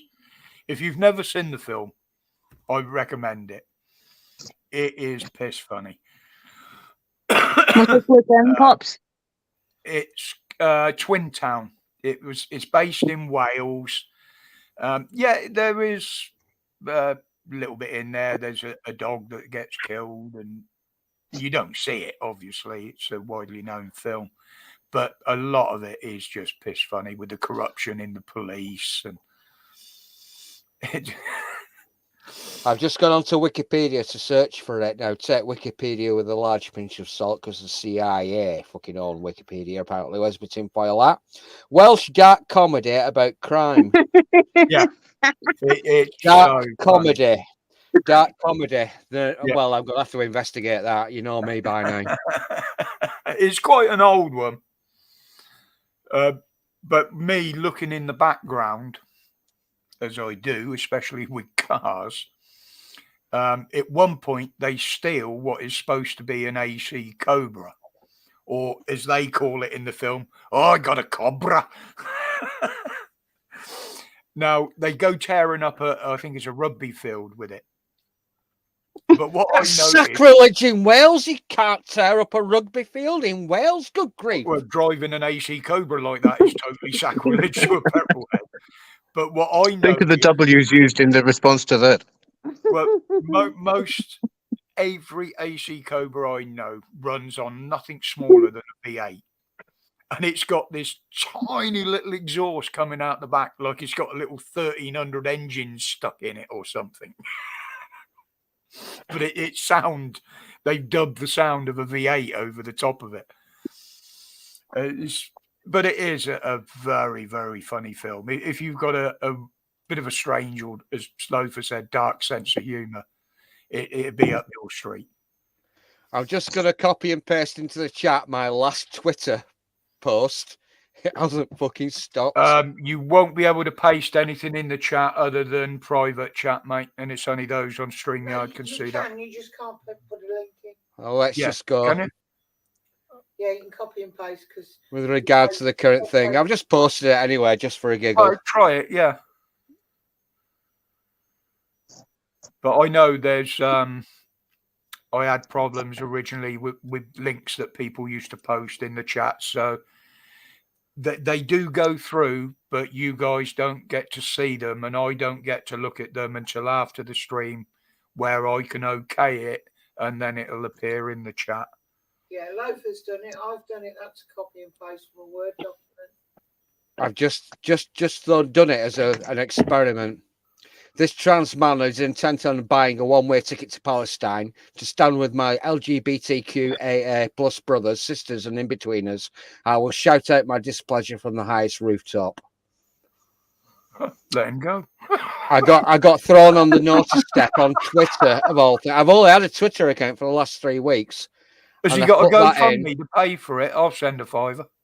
Yeah, I put that in, and I got even Twitter said your comment has been put on limited stay on account that it might cause offence. Has nobody ever Can't win. Has nobody ever read fucking Andrew Doyle's fucking Walk, A Guide to Social Justice? That's the sort of stuff that Andrew Doyle, No. under the pseudonym Titania McGrath, would have put up on Twitter. And that, even before Andrew Doyle got doxxed for using the Twitter account Titania McGrath, he was sent to the North Step years ago for posting that sort That of was no, so that was a work of Stuart, genius. I'll That was agree with Andrew you there. Doyle's Titania Graph and the book and his thinking. He's an absolute genius, Andrew Doyle. A bit like James Lindsay. He really can get down to the nuts and the bolts of how these people think and Yeah. explain it in simple language. I fear for their heads, to be quite honest. I have no idea who you're talking about. Yeah. I shall take this Roger, on. there was this guy. He pulled a genius move. He set up a Twitter account, and he basically made a profile and a fake persona of a woke leftist, a young female woke leftist. He used a typical picture like purple hair and thick rimmed glasses, I think, and then he filled his Twitter feed with stuff that was ironically true, but it uses the mechanisms that they use to get each other on board, and the stuff that they mindlessly agree with each other upon. But he did it, and he just dropping truth bombs all the way and getting people to show their own ignorance, really. And it was just a work of genius. Andrew Doyle is his name. Yeah, he's really good. He has got the Free Speech Nation on a Sunday night on GB News. He's a gay Scottish. I think is he Scottish? He doesn't speak with. He's not Scottish, no, unless he's not Scottish accent. No, he's anyway. Irish. Doyle He's is a Irish. bit of a Celtic thing. Yeah, his parents are Irish. He He speaks like an English person. Yeah, well, so does Douglas A gay Murray. English person. Scottish. Douglas Murray's Scottish. Douglas Murray, but not Andrew Doyle. Yeah. Yeah, Andrew Doyle is absolutely fucking hilarious. Titania McGrath, and they were putting stuff out on Twitter years ago when it used to be owned by the previous administration, and he got sent to the naughty step. He'd get banned all the time. You cannot post anything for another week. The most disturbing thing about it is people were actually going, "Oh, I stand with you. Wonderful. Oh, peace and yeah," and other people thought it was fucking hilarious. But he got doxxed, didn't he? Andrew Doyle got doxxed. It was some journalist. Said, yeah, he said some journalist said this Titania McGrath person on Twitter, Andrew, it's you, innit? And he had to admit to it. Yeah, it was purposely done. He would have admitted to it anyway. I'm pretty sure. I got my little lad a book last Christmas by Titania McGrath, my first little book of intersectionalism. And the wife took one look at it. She said, "You've not bought that for little, and you've bought it for yourself." I'd be sitting up in my bedroom giggling and laughing away. The wife's totally oblivious. She's not. My wife is enormous. She's got absolutely no idea what's going on in the world. Mm. But they do say that ignorance is bliss, don't they? Well, she knew what you were up to, love. Yeah, she got cameras all over the bloody house. Jesus, you know what, Loafer? That strikes me as a bit much. Sorry to be the dickhead who says too much, but fuck it out.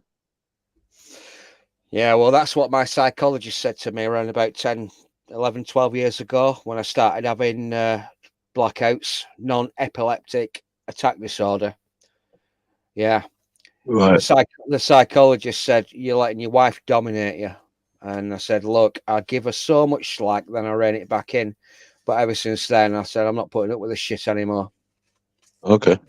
You watch your Coronation Street, Emmerdale, Home and Away, Neighbours, and all that sort of crap.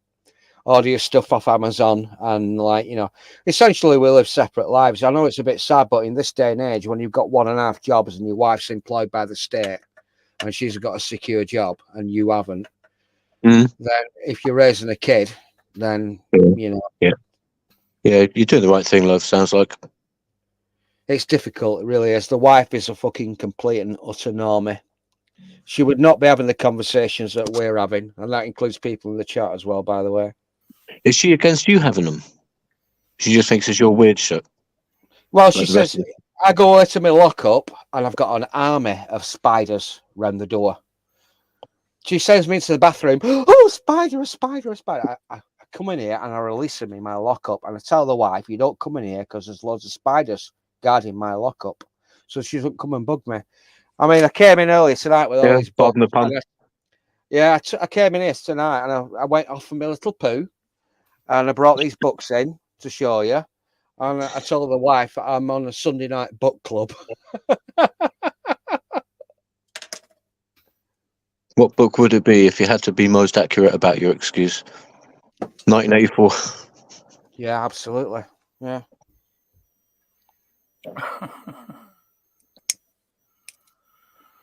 Right, we done with the library?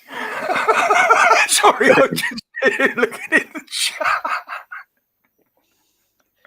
Yeah, it is quite miserable, yeah, because the wife is a complete and utter normie. She has absolutely no idea about history, philosophy, politics, religion.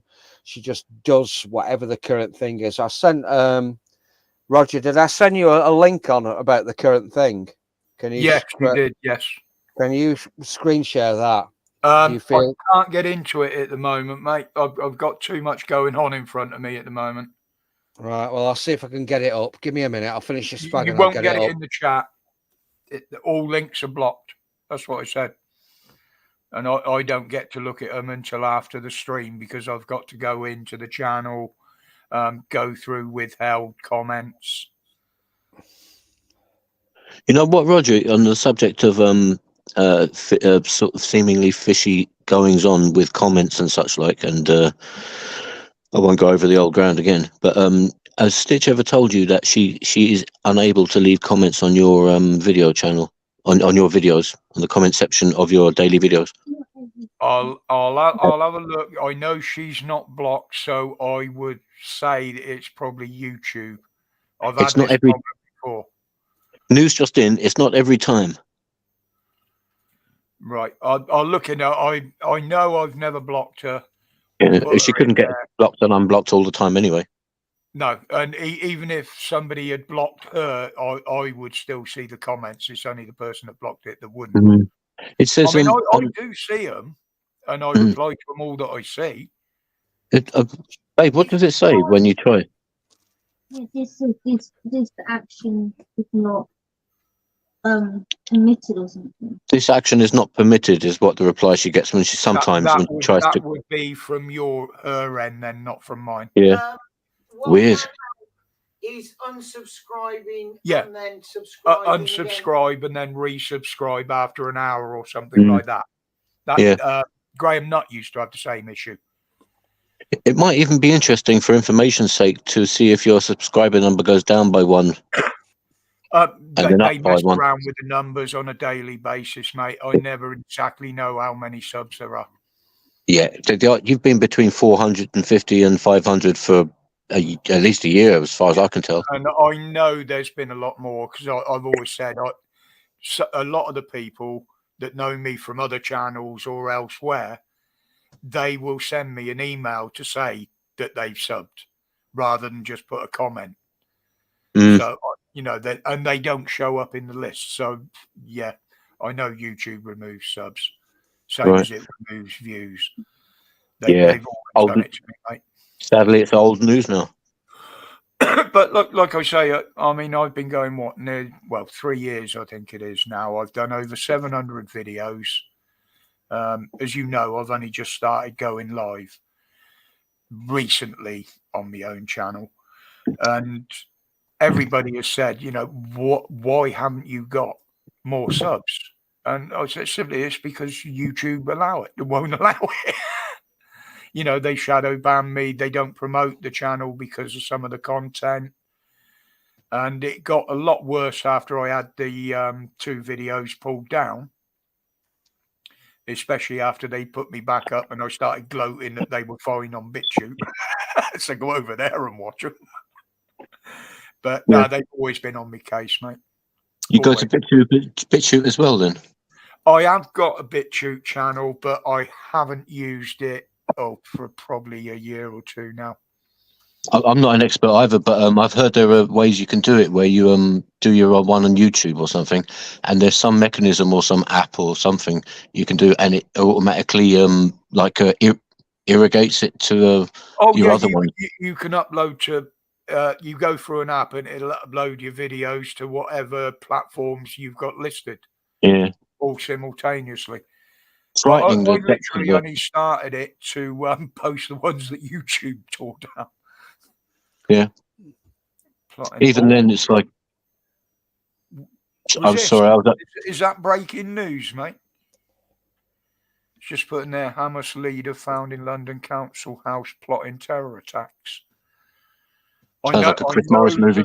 The police are clamping down on them, and they're going through the watch lists. But apparently, there is. I think it was it 800 of them on the watch list or something. The serious watch list. There's thousands of them on the minor listings, but no. Resist BitChute. They were a free speech channel platform. They were only a small one. It's run from Andover in Hampshire. Would you believe? But then they started bringing in the censorship and stuff like that. And to be honest, the last time I looked in there, there's as many dickheads in there now as there is on YouTube. To be honest, I would only use it as a last resort. Yeah. If plus the numbers couldn't get out on here, then I'd put it all out on there. And for people who are actually actively trying to forward their views and try and get as much audience as they can, even though you can say what you want on things like Odyssey and BitChute and Rumble, the audience is just simply aren't there. Yeah. I mean, a lot of people now are turning away from the big ones like YouTube and stuff like that. Unfortunately, things like Twitter, as far as I understand, are still growing. I was always against Facebook. I would never, ever open a Facebook account. But then, as I've said before, some of my old friends that knew Heather was on there kept in touch with me through her. And between 2 of them, her and a mate of ours here one night, they persuaded me, said, well, look, you can do it all for yourself. You can use it to promote your channel. You know, a lot of people on your channel are on there. So between them, they opened a Facebook page for me. I do spend a bit of time on there each day and have a bit of a giggle and post things. In fact, today was the first time I'd ever posted a mime that I actually put together. A meme that I put together. Usually, Roger, are other people's. Are you on Facebook by popular demand against your will? I'm not being held ransom, no. And some help! I'm on Facebook. Some really nice things have come out of it. Like if you remember Phil that jumped on the stream the other week, Phil Cook. Now, I hadn't seen that guy for over 40 I remember years. that. I hadn't seen him or heard from him for over 40 years until he saw my name on Facebook. You know? And I'm back in touch now through him. I was always good friends with the girl he married. Nothing like that. We were just friends. We knew each other. His brothers, both his younger brothers, one of his cousins, and a lot of them used to go banger racing with me. They used to race as well. And after 40 years, just, oh God, look, the whole family's there. Mm. Even his mum sent a friend's request. Oh, Sylvia, and she's a lovely woman. You know, sadly, he lost his father a little while back, who I knew quite well. He was an old drinking buddy of mine. But yeah, it's things like that. That's to me is the good side of the internet. Yeah. You I was know, going to say, it seems to be yet another example of something which you've got enough reason to despise it, really, completely. But you also you couldn't do without the benefits. It seems a lot of people these days, in a spacey kind of way, but in a way that seems to work out quite logically as well, say that what we're really facing at is like a battle between good and evil. That's not the way they put it, but it's what do they call it? You've Such a got famous to- phrase now. You've got to balance the two out. Are you willing to take the evil and the shit that goes on to still experience the good bits? It's spiritual. And Yeah. and I went through my life like that, as I've quite often said. I wouldn't change anything I've done because I wouldn't have learnt the things I've learnt. Yeah.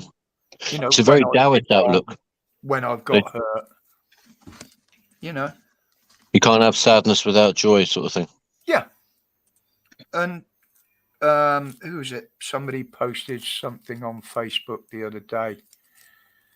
I think it might have been Weewin, actually. They posted some words on there about the young and education and that. And I went in, I put quite a long comment in there for me, to be honest.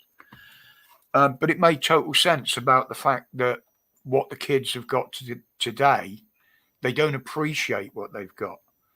Like in our day, a text was a handwritten letter that you probably had to walk a mile to a post box to post if you had a stamp. And you'd open it on a scroll. Nobody else could see what was in it. If you wanted to talk to them, you either rode your bike to their house, or if you were lucky enough to have a landline in the house, was ring them if they had one. Lucky enough to have a landline, again, it was probably another half-mile walk to a phone box to keep shoving your pennies and shit in, just to talk to them. But you look at what they do now; they don't even have to get out of bloody bed. Well, could I do something meta and go backstage on my own phone because Stitch's phone battery's running out? Yeah, no worries, mate. No worries. I forgot my voice was going then. Might cause a problem with the space-time continuum. That's the only thing. That's like all right. crossing the streams. The capacitor off, so that, you know.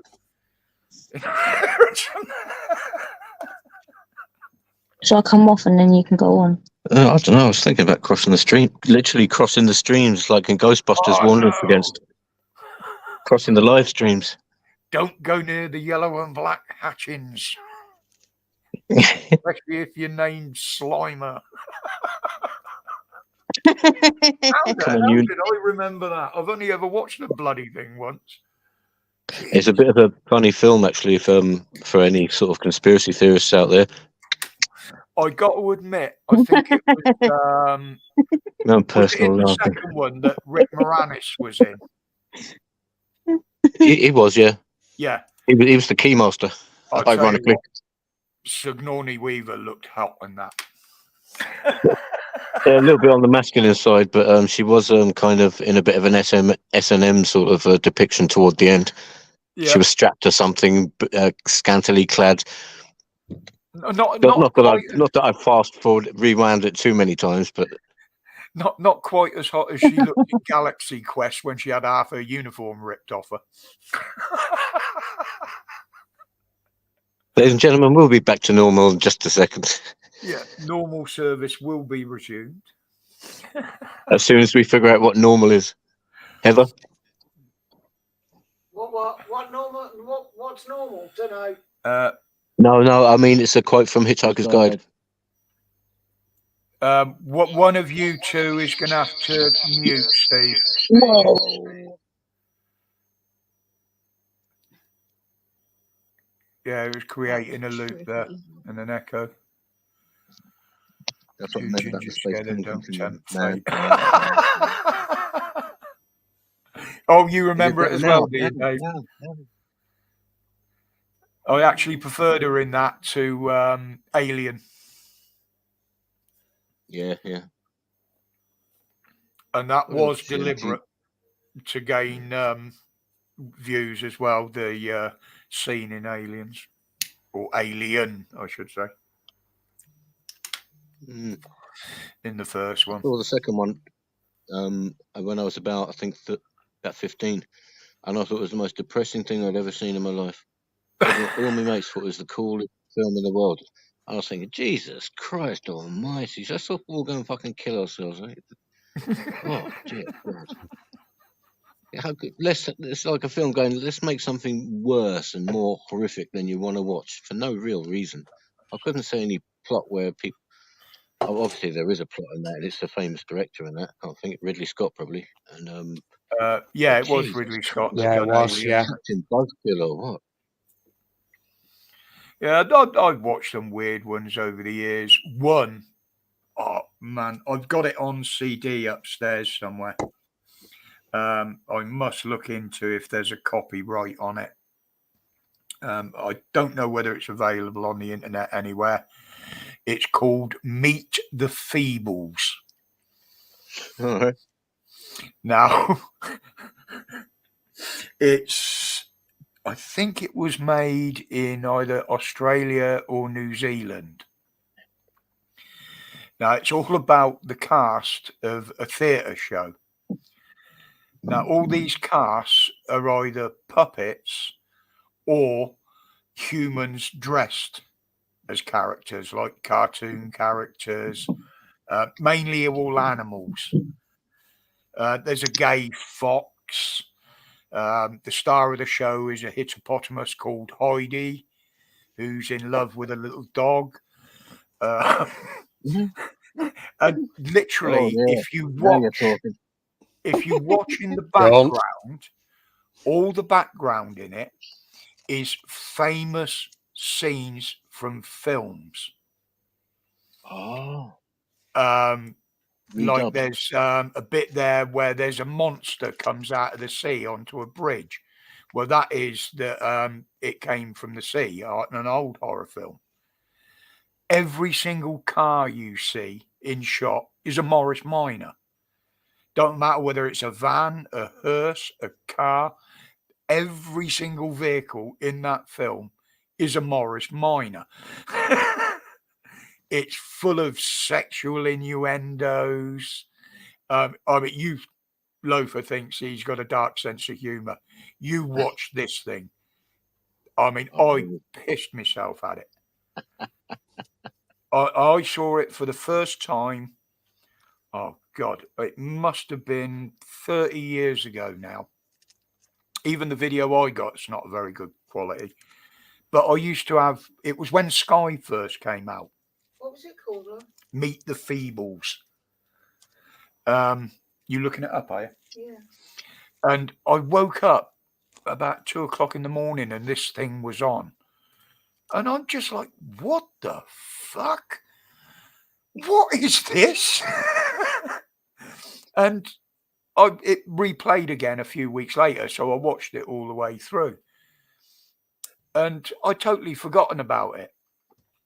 And nobody else had seen it that I'd spoke to. It's on YouTube. But I'd mentioned it to my girlfriend at the time, one of her sisters. And one Christmas, she actually found a copy of it somewhere on the internet in Japan. Maybe. Yeah. Meet the Feebles, made in 1989. There's a 4K full movie, an hour and 37 minutes on YouTube. There you go. It's on YouTube, guys. Is there a link on that? Because you're allowed to post a link in the comments because you're a mod. Yeah. It will be in the share option. Yeah. There you go, guys. Apparently it's on YouTube. The lovely Heather has found out. Yeah. So you can all go and enjoy my sense of humour. You'll love it. You'll love it. You will. Because I know your sense of humour. Oh, shit. For people of a nervous disposition, a warning might be advised. There isn't a lot of swearing. But if you're into warthogs sniffing coke, Oh, am I? an Indian contortionist getting his head stuck up his own ass, Spoiler a knife throwing actor who's a coke addict and a Vietnam War vet. There's no warnings on Wikipedia or IMDb. Feebles is a And briefly perverse film where all actors are Muppet-like puppets or people in full costume. Yeah, I mean the knife thrower is an alligator, and his character is the knife thrower, but he's also a Vietnam vet, and he suffers from PTSD and everything else, and he keeps having flashbacks. So he's What's there. it called He's got again, this. Roger? Got this thing pinned. I think it was a dog pinned on the board, one of the characters, and he's got all these knives in his hand. And all of a sudden, he's gone, where'd it go? And all of a sudden, you see this knife come down straight through the middle of the head of one of the other characters and just pin it to the floor. And he's, and then he goes through the clip they use of one of his flashbacks. You'll remember, Steve. It was the one, I think it was with Charlie Sheen, where he was doing the Russian roulette thing. And he just didn't care whether he lived or died. Maybe. Deer Hunter. Oh, wait a minute. That sounds familiar with that one with Christopher Walken in The Deer I don't Hunter. remember who was in it, but he was a Vietnam vet and he just didn't give a shit. And he used to go up against everybody with the Russian roulette. Chris Walken's character. You're quite right, Lothar. Yeah. Yeah. And that there was a clip of these characters acting out that bit in one of his flashbacks.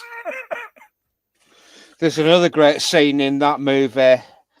It wasn't Christopher Walken. Christopher Walken was the interrogator, and it was. I've never seen it. I just remember the clip. What was that movie? It was a Quentin Tarantino movie.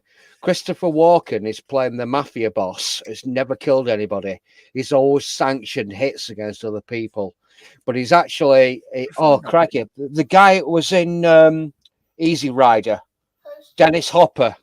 Dennis Hopper was in a Quentin Tarantino film, and he says, "You do realize that you wops, the Sicilian mafia, the only reason that you have dark skin and oily hair is because 300 years ago, people from North Africa came in and raped all your women. And that's why you're all into bread." And he's strapped to the chair and he knows he's going to get slotted. Christopher Walken's character, he's always sanctioned hits, but never carried one out himself. I'm not seeing it. And he goes over to some guy, whispers to him. He goes over to one guy and whispers to him and says, "Give me a gun." And he pulls out his gun and just goes bang, bang, bang and shoots him. Sorry, guys. I'm just concentrating on something else. Heather said she posted the link and I'm not seeing it. And again, should be right at the bottom. There you go. That's the link to Meet the Feebles if anybody wants to watch it. Can I just read a couple of things on the film that I found? Yeah, go on. The one says this movie is not funny, but how they show what actually happens in show business is good. It's very unfunny, but how certain things happen is very creative. But the other one says, Meet the Feebles invokes the same feeling as watching hardcore porn with your grandmother at church. The most exhilarating, deplorable, disgusting, and toxic. And I haven't clicked into it to continue reading, but that's if you buy it from Amazon. It's £48.29. Can you have a look, see if there's any other films that are under the same category?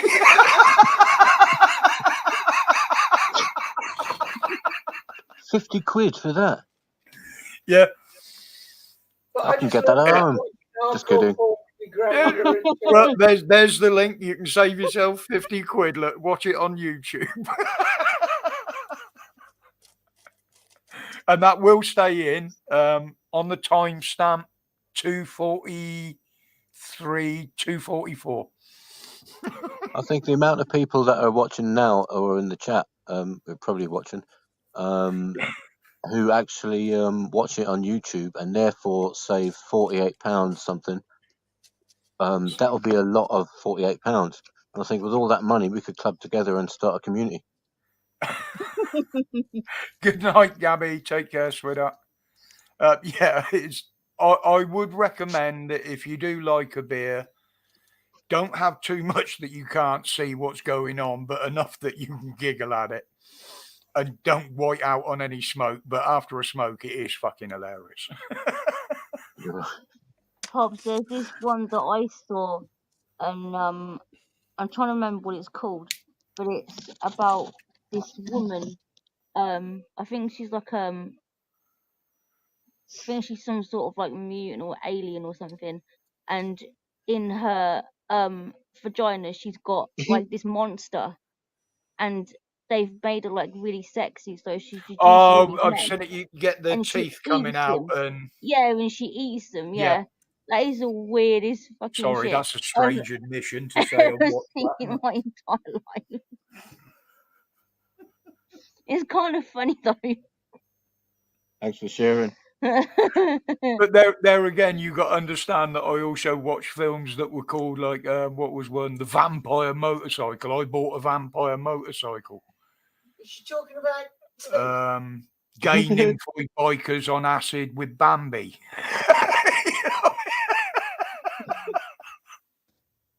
Now that one isn't actually true. But the video shop down in Newquay many years ago spent nearly 8 weeks trying to look for it for me. There was a kind of tradition of naming porn films after traditional films, or like Hollywood films, really. And the Yeah. only one I can remember was Rambo the Destroyer. Yeah, Daisy Does Dallas. Wasn't it? Debbie. Or yeah, Debbie Does Dallas. Sorry. Oops. I remember the films, not the names. I remember the names, not the films. Fuck it hell. I haven't lived. Electric Blue was one apparently before my time. Yeah, there was a lot of porn films that went down that route. Flesh Gordon, yeah, that was another one. Thank you. I'm saying nothing. It's wise, gone 10 Lover, very o'clock, wise. isn't it? It's the witching hour. Dan's Up going to there for dancing, Lover. in it. We'd Minge the Merciless. There was this great thing. I saw it on, there was on Rumble. There was Rumble. There was a lot of seaters were streaming once. I can't remember on the panel, but you know the diminutive man, Secretary of CAD, Reverend Simon Sideways' friend, Callum. Sergeant of a cab. Yeah. Callum was on. He was sat in the middle, and it was a Rumble stream. And somebody said in the comment section, it was highlighted. Now that Elon Musk has bought Twitter and called it X, I wonder if he'll buy YouTube and call it X Videos. Now, it was highlighted in the chat, and Callum typed it into his laptop, and he should have seen his face. His eyes popped out. I mean, I can remember. Timely reminder, just in case the wife is actually the moderator of our network, I need to delete my browsing history. Many years ago, back home, we had a copy of the, shall I say, the rather nasty version of Animal Farm. Not the 1984 version.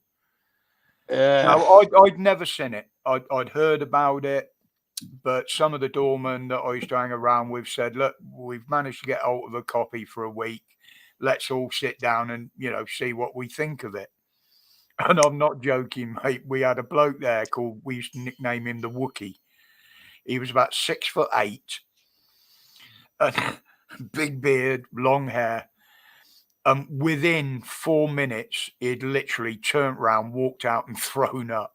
Oh, crikey. And we didn't get more than 3 minutes into it. And I mean, we were all big hard doormen, and we've seen some things and other films. We both all agreed, turn it off. Turn it off. And to be honest, I'm quite glad it was made illegal to own it. It's one of the most depraved, disgusting films I've ever looked at. Well, if you go on Twitter, there's certain back entries. Oh my, oh matron.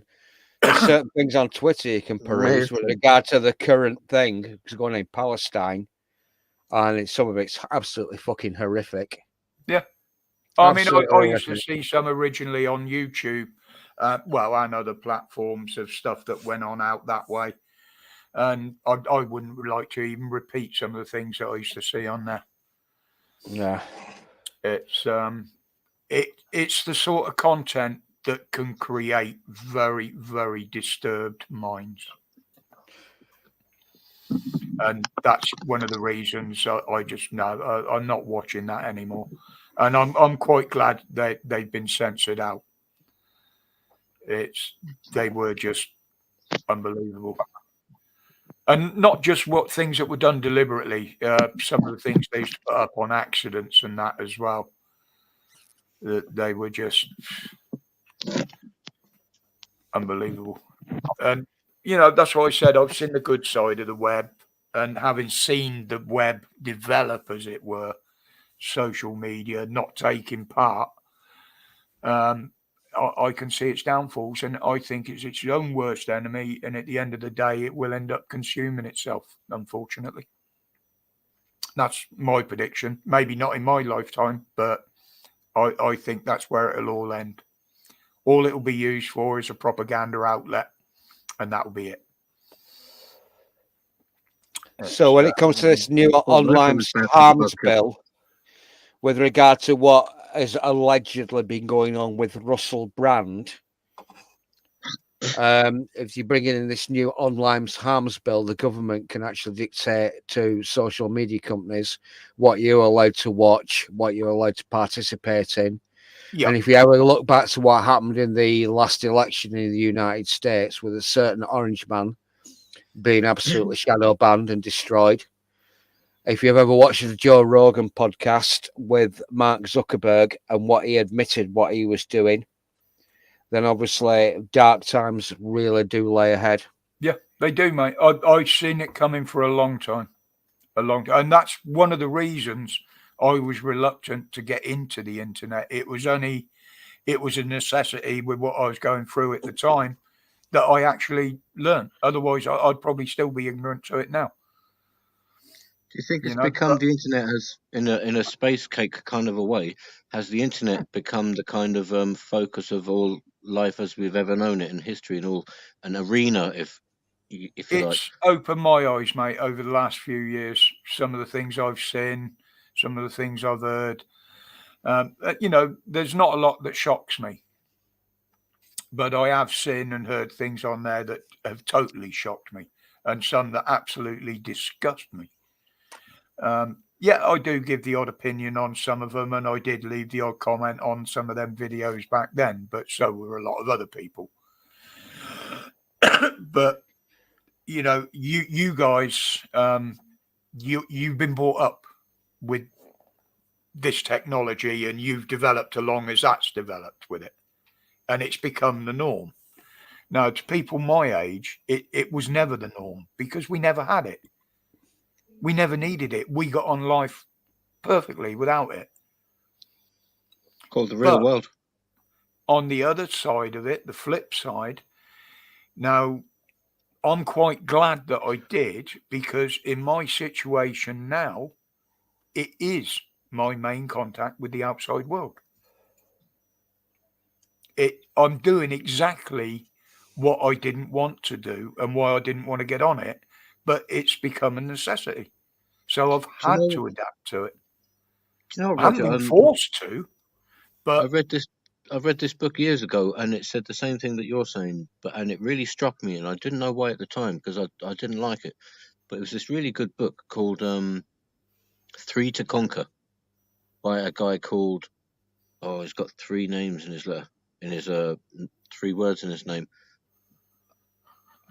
I can usually remember it, but not. It's Frank Frank Russell, and he wrote a book called Three to Conquer. It's only a short book, and it's one of the best books I ever read. And at one point in it, he said he had to for his love of freedom, he had to sacrifice his own freedom. Hmm. And I thought that's the most unpalatable thing I've ever read, sort of thing. I'm thinking it's like you go in, you go down with the ship, sort of thing. Like not Freedom giving up. comes with a price. Yeah, I've had a drink now, so it's very easy for me to say this. Ask me again in the morning, it might think I might go very woke leftist. Just kidding. You hear someone hear some of the things I mumble here when I'm just looking at stories and that when the camera and the mic going on. And I do now and again, I lose the plot, as you've probably seen in the odd video where I just descend into a total rant. I try to keep it clean, but I must admit, I do go back and watch the videos through just in case I've said something that I consider that YouTube is going to pull. I try and play within the rules. You know, it's the only way of staying on here once this bill passes. You step outside the line, you'll be gone. And they won't think twice about it because they've got the power to do it then. They've got that bill behind them. Well, that's the thing about this new bill that's been put through Parliament, basically, the online harms bill and shit like that. Yeah. I don't know what my awakening came from. I can't even fucking remember. But basically, they're trying to limit the information that you will. It's a double-edged sword, isn't it? There's certain things you can see on the internet, whether it's credulous, real or fabricated. You've got to figure out for yourself whether it's real or not. There's so much bullshit flying around. Anything that isn't from an official outlet will be classed as misinformation. Once you've seen something, you can't forget it. Yep. You won't be allowed to dissent against anything. I think you'll be pulled down. On the positive side of the thing, where on the subject that you were just mentioning, kind of touching on, where the big thing about having so much information which is great, is that there is so much, as you say, Lothar, credulous and incredulous information, and the means to falsify information has become hyperfied, if that's a word. It is now. But the fact that they can, I mean, it ends. You end up going back on yourself and thinking, what is likely, and then even better, what's human nature like in my experience? Because you can't know what happens in the White House and that, but you know what people are like. Yeah. Rather than I mean, they did it during the lockdowns with YouTube. Any medical information you gave, unless it came from the government or the NHS, they wouldn't allow it. They classed it as misinformation, whether it came from scientists, doctors. And with this new bill, I don't know whether you know this, Lothar, the ones that are known dissenters or channels that are against the narrative, they will be monitored by the government, i.e. the 77th. Yeah, they've already done it. They did it with Julia Hartley-Brewer. They did it with Peter Hitchens. Most channels that don't, who do you think's got the power to monitor them and tell them to pull people down, other than the government? Yeah, it's a web as well. The power, hey guys, all of a sudden I've got to jump off because no worries, having mate. a bit of problem with the knee, so we'll be lurking though. So I'll see you soon. Nice to talk to you, Lothar. Nice one, chat. Catch you later, buddy. Take care, yeah, what the government have done, what they call monitoring and reporting is going to be done by the platform themselves. They have the power. But the overall policing is going to be done by Ofcom. They're the ones that are going to have the power. The government are handing the power to Ofcom to police the platforms. This is the thing about the government, is they will never accept responsibility. They will always give out the responsibility for monitoring anything or delivering any public good or service to a quango quasi-autonomous government organisation. So if they fuck up and things go terribly wrong and people are actually aware that things have been fucked up, the government can put their hands up and say, oh, well, we gave it out to a Quango. It's nothing Well, to do with us. But Dave they all know Kelly- they do. Dave Kelly has put it perfectly there. It will open up more avenues for the wokey little crybabies to go and cry to somebody to try and get channels pulled down. It will Yeah. make that a lot easier. Yay, can we take Ryan Crinkle? Focus Pocus, Stuart. He's actually subbed to me. I got a notification today. So if you're out there watching, Focus, hi mate, welcome. But yeah, that was a good. It's the same with every government Quango. The government will allocate the responsibility for managing the delivery of any information, any service, or any good to a quasi-autonomous national government organisation, a Quango. And if things go horribly wrong, the government will say, well, it wasn't our fault. We gave the responsibility for managing that information, that Exactly service, the same way the to BBC somebody else. do by shoving the shit onto BBC studios. Oh, they're not part of us. They're the ones that have caused all this shit. And the same with the police. Oh, it was that department, this department. It's everything that's going on out there has got some sort of cover up going on. I mean, Sunak, Roland, you know, I mean, again, he's blocking on this inquiry what went on with his WhatsApp messages. He's still blocking the inquiry from seeing that and making bullshit excuses. Now, this is the guy that when he got the bloody job said, I will be transparent. You will see everything. He's done nothing of the sort. And people are seeing it now. It's in public. People are saying, oh, he's covering up. Now, I've always said if they wanted to run a country where they wanted a bit of respect from people, one, be totally transparent.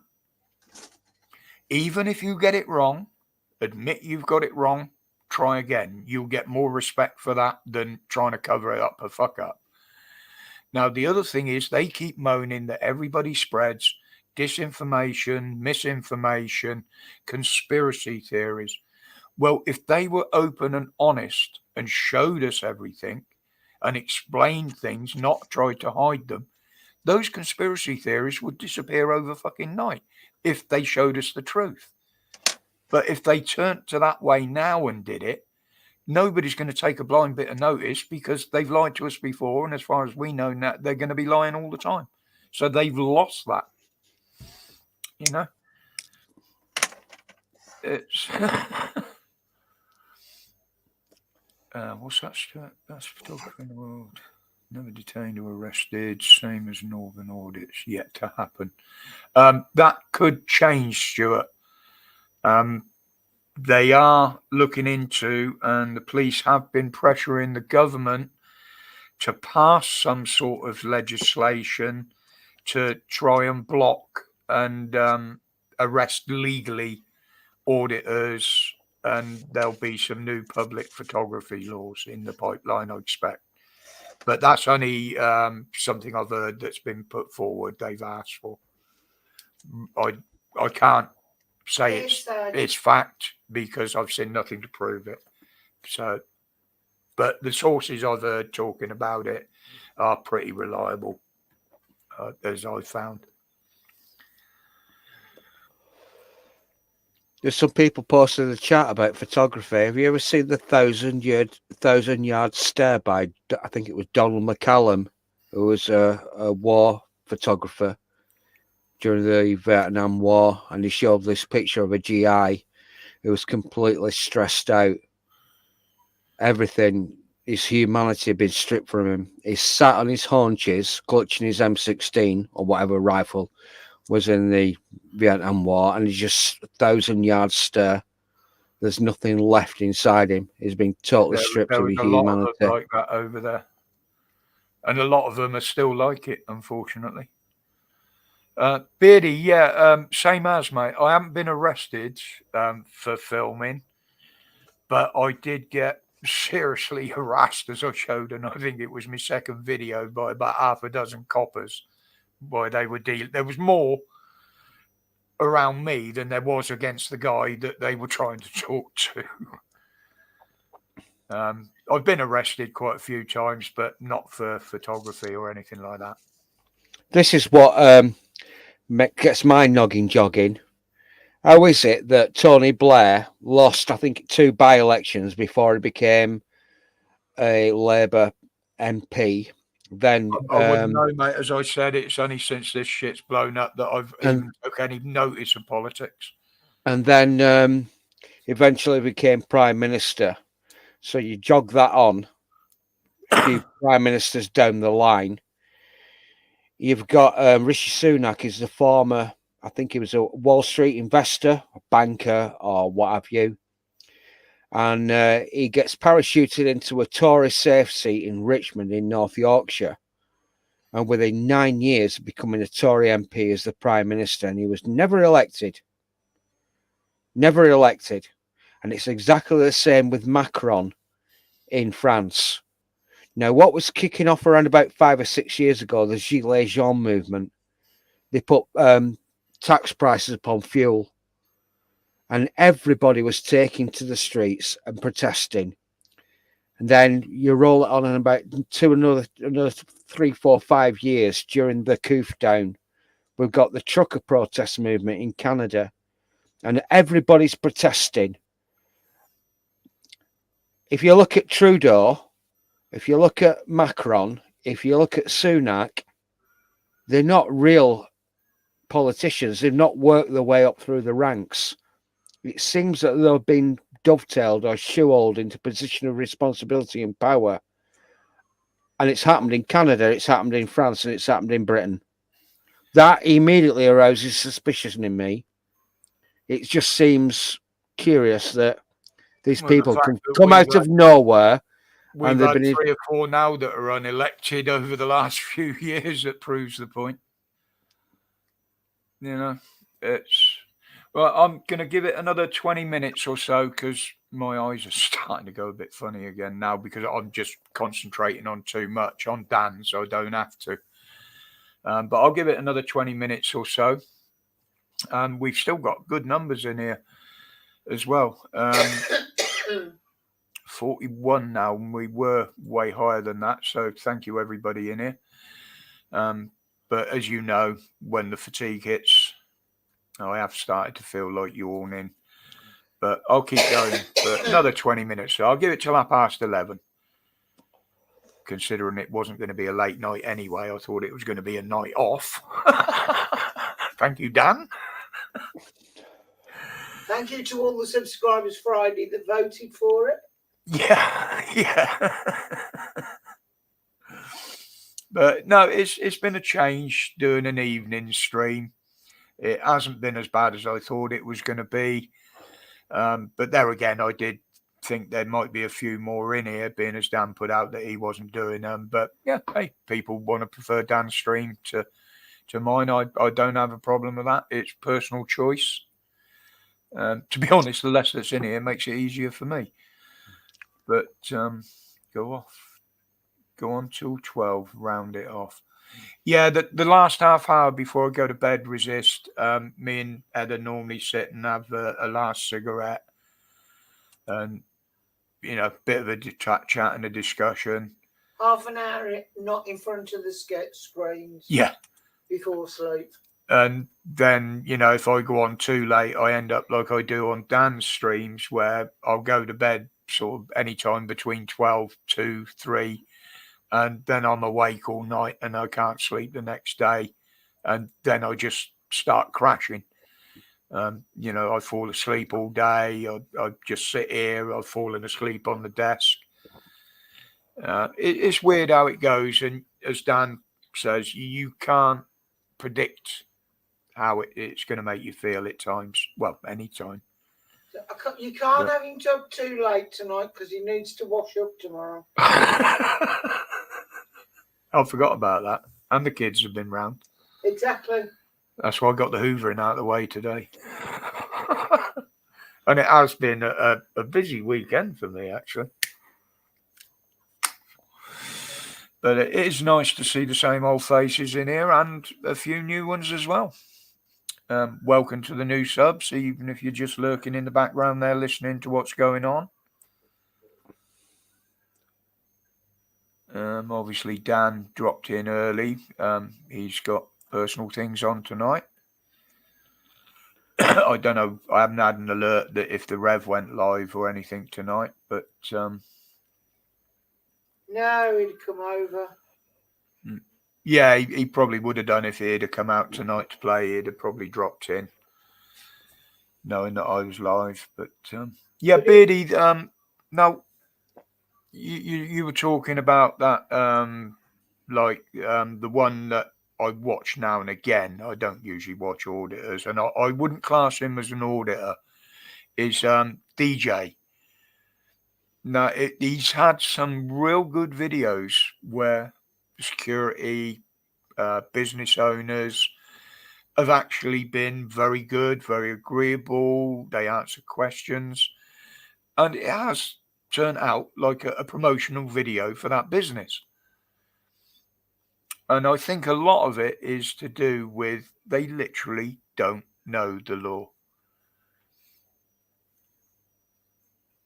I mean, yeah, you get someone nosing around poking a camera at something. Obviously, it does make people suspicious, and it will get people's back up at times. But, oh, Patrick, I didn't see you in there, mate. Take care, buddy. Stay safe out there. Yeah, I've always said it's the same with the police. Now, if they just totally ignored the auditors rather than provoking and stuff like that, they would find that the auditors wouldn't bother because they're not getting the views, they're not getting the videos they want. But they don't realise that. They like to antagonise, they like to bully, and the auditors give them a chance to do that on their own doorstep usually.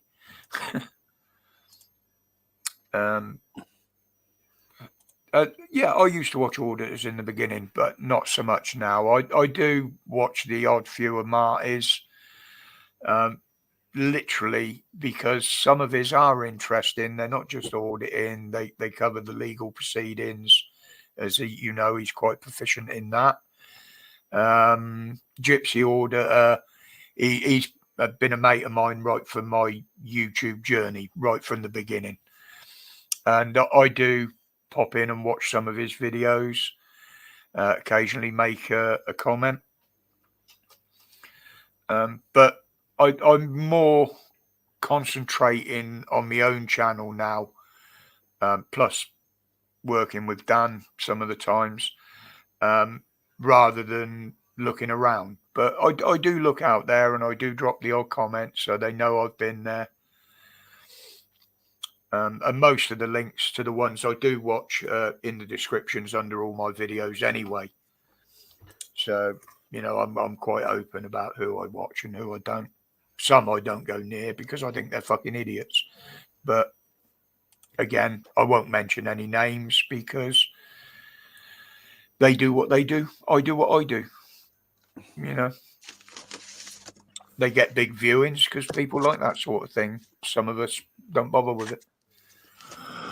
I'd rather watch a motor racing video. But so if you compare the attitude and approach of the auditors, I think it does come down a lot to attitude, Beardy. I really do. I think you're right there. It's the attitude, your approach to it. I mean, we know the police see it as a wrongful activity anyway, no matter what you're doing. You only need to have a phone in public and filming to see that. But yeah, I mean, if someone stuck a camera in my face, yeah, fine. What, you putting it on YouTube? Yeah, well, mention my channel while you're there.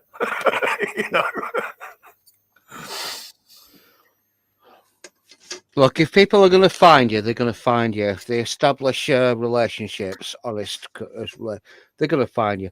What's the point I mean, I was on a fucking watching my stream, my feeds on YouTube tonight, and it was people saying subscribe, hit like, and all Yeah. this sort of stuff. And I'm thinking, well, these people have got platforms of less than like 15,000 subscribers, and I always take the time to comment, and it's usually something silly. And it's I vary me watching between things that I'm genuinely interested in, because I'm a plumber, so I'm watching all the plumbers channels and shit like that, and I'm getting up to culture, politics, and shit like that, and everything. And I've noticed that if I post a comment, I very, very rarely get a reaction or feedback from those people I'm talking about, world politics, culture, religion, and shit like that. But I always get the thumbs up or a giggly, smiley laugh from the plumbers forums that I actually post a comment to. Let's just go into my fucking feed. Just to actually, we know how censorious social media can be. I'm just going this in. is why I like my little channel the way it is. I try and answer. If I find a comment, no matter who it's from, I will answer it. I will never leave a comment unanswered if I can see it. You know, and some of the bigger channels, admittedly, they don't have time to go through thousands of comments. It's a lot of bloody work. Some guy nerd had 1,600 views in his chat. Imagine that. Yeah, I've seen it resist. What was one? I quite often watch the SpaceX launches. Now, there's a couple of channels there that I go in, and there's like 860,000 people watching or something stupid. And the comments are just like whoosh. And that's subscriber only mode, you know. Have you ever noticed that if you go into a live stream where someone's got over 5,000 or 6,000 or 7,000 people watching, if you don't go into the actual comments, but you go into the, what is it? Oh, crikey. You've got live chat and then you've got top chat. Yeah. If you ever go into top chat, then the comments scroll by a lot more slowly. Now, I've subscribed to some people, and occasionally you see somebody's username and their avatar pop up, and they might be on a contrarian channel like Russell Brand or Jimmy Dore or George Galloway. And you also see these people, you recognize their avatar, you recognize their username, and they're also you're actually in other channels that you might subscribe to, like the Duran or Lotus Eaters, or dare I say, Academic Agent. I've come across people in Academic Agent streams that have been on George Galloway's channel, and they're not LARPing, they're not trolling, they're being genuine. This left-right thing doesn't exist anymore. It's tiptoeing totalitarianism. We've got this globalized shit. We're told to conform and believe what we're told. Mainstream media, I don't fucking trust the mainstream media. Like I said, the thing that really fucking cemented it really home to me is we've got two Greek lefties, the Duran, and they were sat in a high leatherback chair and they were talking to somebody on Carl Benjamin's Lotus Eater stream. And I thought, oh, shit. It's globalism. I'm convinced of it. The only thing I don't understand is whether the Russians or the Chinese fit into this paradigm. Yeah, see, I don't look into a lot of that shit. It's I try. How can I put? I try to keep my videos to basics so people can understand what I'm talking about. If you know what I mean, I don't go too deep into a subject unless it was back when I first started, where I did do a hell of a lot of research because I was doing things, covering things from the past that are relevant to what's going on today. It's same as I say with the books, they don't interest me, you know, not anymore. Oh, that's better. The old throat was getting a bit drier, and I didn't want another go juice at this time of night, or I won't fucking sleep. And that's another thing. My voice is starting to go as well. But yeah, I'm still very green on politics, and to be honest, a lot of it I'm not interested in learning. But I do get interested in what they're saying sometimes, especially when I'm watching them reading through a bill or something. I don't bother with the other place anymore. They're just a fucking waste of space. But yeah, I am sub to Marty Dave. I must admit. In fact, I did have a clip of that guy being threatened with a taser on the mobility scooter that I clipped out of Marty's video. But I haven't used it because I haven't spoke to him today, and I don't use anybody's clips like that without permission. I know you can, and there's nothing they can do about it. But I think that's just me giving my little bit of respect that I like to, hoping that they would do the same with me. That's just the way I operate. Same as when I'm editing my videos. I always have the the copyright checker on my editing suite. I can turn that on and off so I can check for copyrights before I've even finished editing the video. I used to watch him in the beginning, Dave. I don't like the way he turned, but yeah, I did watch him in the beginning. Old Charlie. The time that turned him off for me was when he let that little piss wet through security guy keep pushing him, where he was actually complying. He was asked to leave. He was leaving. He kept pushing. And I wouldn't have took that. I'd have took that as an insult, and I'd have defended myself. The little twat would have ended up on the deck. I mean, it's easy enough if you're looking at a camera filming who's walking up behind you. You can see when they're lunging forward. You've only got to move out of the way while they're off balance. You had a couple of them on his top. Yeah, might have been. It was quite an old one, Dave. It was a long driveway down to somewhere, fenced off driveway. He admitted he was on private property. He walked in there deliberately, and he did go to leave when he was first asked to. But that little shit just kept pushing. Danny Shine, yeah, when he's got his comedy head on, he ain't too bad. I don't make a point of looking him up, but I will see what he's doing if anything pops up in the feed. But at the moment in my YouTube feed, for some reason, I'm getting absolutely plagued with fucking religious videos. I don't know why. Probably because I've mentioned it somewhere that I don't watch it and I don't like it. So, but I've started to get to the point now where I'm blocking them. One or two I'm reporting because I blocked them and they come back. So I just hit the report.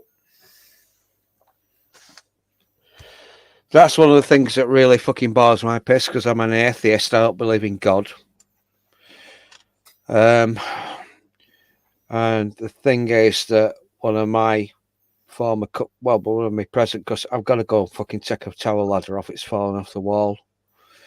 I've been putting it off for a long, long time. He showed me a photograph around about 15 years ago of what was going on in Myanmar, former Burma. And apparently there's a load of Muslim separatists called the Rohingya Muslims that were being massacred by the supposedly religion of peace, the what are they, Buddhists. And I've got to go around. It's something that put me out. really pisses me off because he's nominally a Muslim, Shia Muslim, first generation British Pakistani, a little bit like Majid Nawaz. That's a bit of a deep dive if you've ever looked into the history of how Tommy got out of the EDL. It was Majid that said it's a street protest movement. There's a lot of fucking nutters in there, and it's probably been infiltrated by fucking the British government. He showed me a picture, and he said, "This is what's going on with the Rohingya Muslims in Myanmar, with the supposedly religion of peace, the Buddhists." And he showed me a very graphic picture, and you can see all this sort of crap now on Twitter. If you do a deep dive about what's going on in the world, you can see all sorts of horrible stuff, and it fucking is torturous, and it scars you. So proceed That's with why I won't caution. go on Twitter. Proceed with caution. And I I had a wouldn't very. This is the thing that really dragged me down this rabbit hole a long time ago. It was the Brexit debate, and I went on to the Oxford Union Debating Society. Now, if you go onto the Oxford Union Debating Society, there's loads of good stuff on there, really good stuff. Peter Shaw, Barbara Castle, Why We Joined the EU versus Jeremy Thorpe and Edward Heath. And then there's this guy called Tommy Robinson. And I watched that, and I realised that the fucking mainstream media and the government have been lying to me. And it was Majid that got Tommy out of the EDL. He said it's a street protest movement. It's probably been infiltrated by ethno-nats and some really nasty people. And it's very likely that the British government have put some people in there to discredit your organisation. Oxford Union Debating Society, Tommy Robinson's address, and it changed my mind. Now, my mate, like I said, he's first generation Pakistani Muslim, is nominally observant. We've had some very, very frank discussions on account of the fact that if I'd have thrown any of these books up, we got Freaky Dancing by Bez. Itchins. Right, with that. Yeah, you know what I mean. I mean, I don't know who to trust. The thing is, I've established more trust with people. I've engaged with people online, like yourself, Roger, and the people in the chat, and my mate Abdul, because there are currently 3 people on my shit list in my fucking book that I won't work for in Rotherham on account of the thing that they've been doing bad things. Right, people, I'm going to call that it. My eyes are really starting to water now where I'm staring at the screen. So, but I would like to say one to everybody that popped up on the panel. Thank you very much, guys. As always, you're always welcome, no matter when I do my streams. For the rest of you, thank you ever so much for turning up on my first ever evening stream. Thank you all for being good. Yes, Yeah. I haven't had to have a word or moderate in the chat anywhere tonight, and I don't think Holly has had to either, or Mrs. W. So, guys, absolutely brilliant. That is the first time I've ever had a stream where we haven't had to do anything like that. Holly did with somebody earlier, but Did I she? haven't. Well, if it was just one, then Just one. I'm happy with that. More than happy with that. Just one. So big respect to everybody in the chat. That is a first. So, and if Dan does need it again, you know, if he's not doing a Sunday night stream, We'll be here next week. then I will always consider doing another one, because tonight's been absolutely brilliant. I hope that Dan's established contact with his kids. And He's made over peace the with moon them. with it, mate. I've been in touch with him today, and it's going absolutely brilliantly. That's good. In fact, I've never heard him sound so chirpy and upbeat in a long, long time. So yeah, he will tell you all about it. I'll leave it up to him. But yeah, it's going really well. It'll take a whole live for him to tell us. Yeah, and he probably will. You know, on his next live, that will be his main topic. I expect it would be mine. You know, but he'll be chuffed that everything's gone all right, and I will certainly stand in again. I probably won't do my own streams, as it were, as a night one. I do like my afternoon ones, because you do get a different crowd in there at times, and it's just different. Nobody else is on there at that time of day. It's the only reason we exist as a species, is to propagate our species. If you walk away from your children and your wife, unless it's under exceptional circumstances, then you, as far as I'm concerned, you're not a credible human being. You do not walk away from your responsibilities unless there's exceptional circumstances where it makes it more difficult for you to keep with them. I think it's fucking brilliant that Dan's got I feel up like with a his kids again. newsreader there, gathering all my notes up. All right, and guys, I'm going to call it there. Again, thank you, each and every one of you. There's too many of you in there still, even now, to name you all individually. But from me, as always, thank you. Thank you to the lovely Mrs. W in the back there, You're welcome. who supports the channel and me in every way. Oh, she's the boss at the end of the day, mate. She's the boss. You know, don't you fucking know it? I honestly couldn't do it without her. I really couldn't. And until the next one, as always, stay Good night, safe, folks. Good night. stay strong, and stay free. Night live. Thank you, people. Good And night. I'm out of here.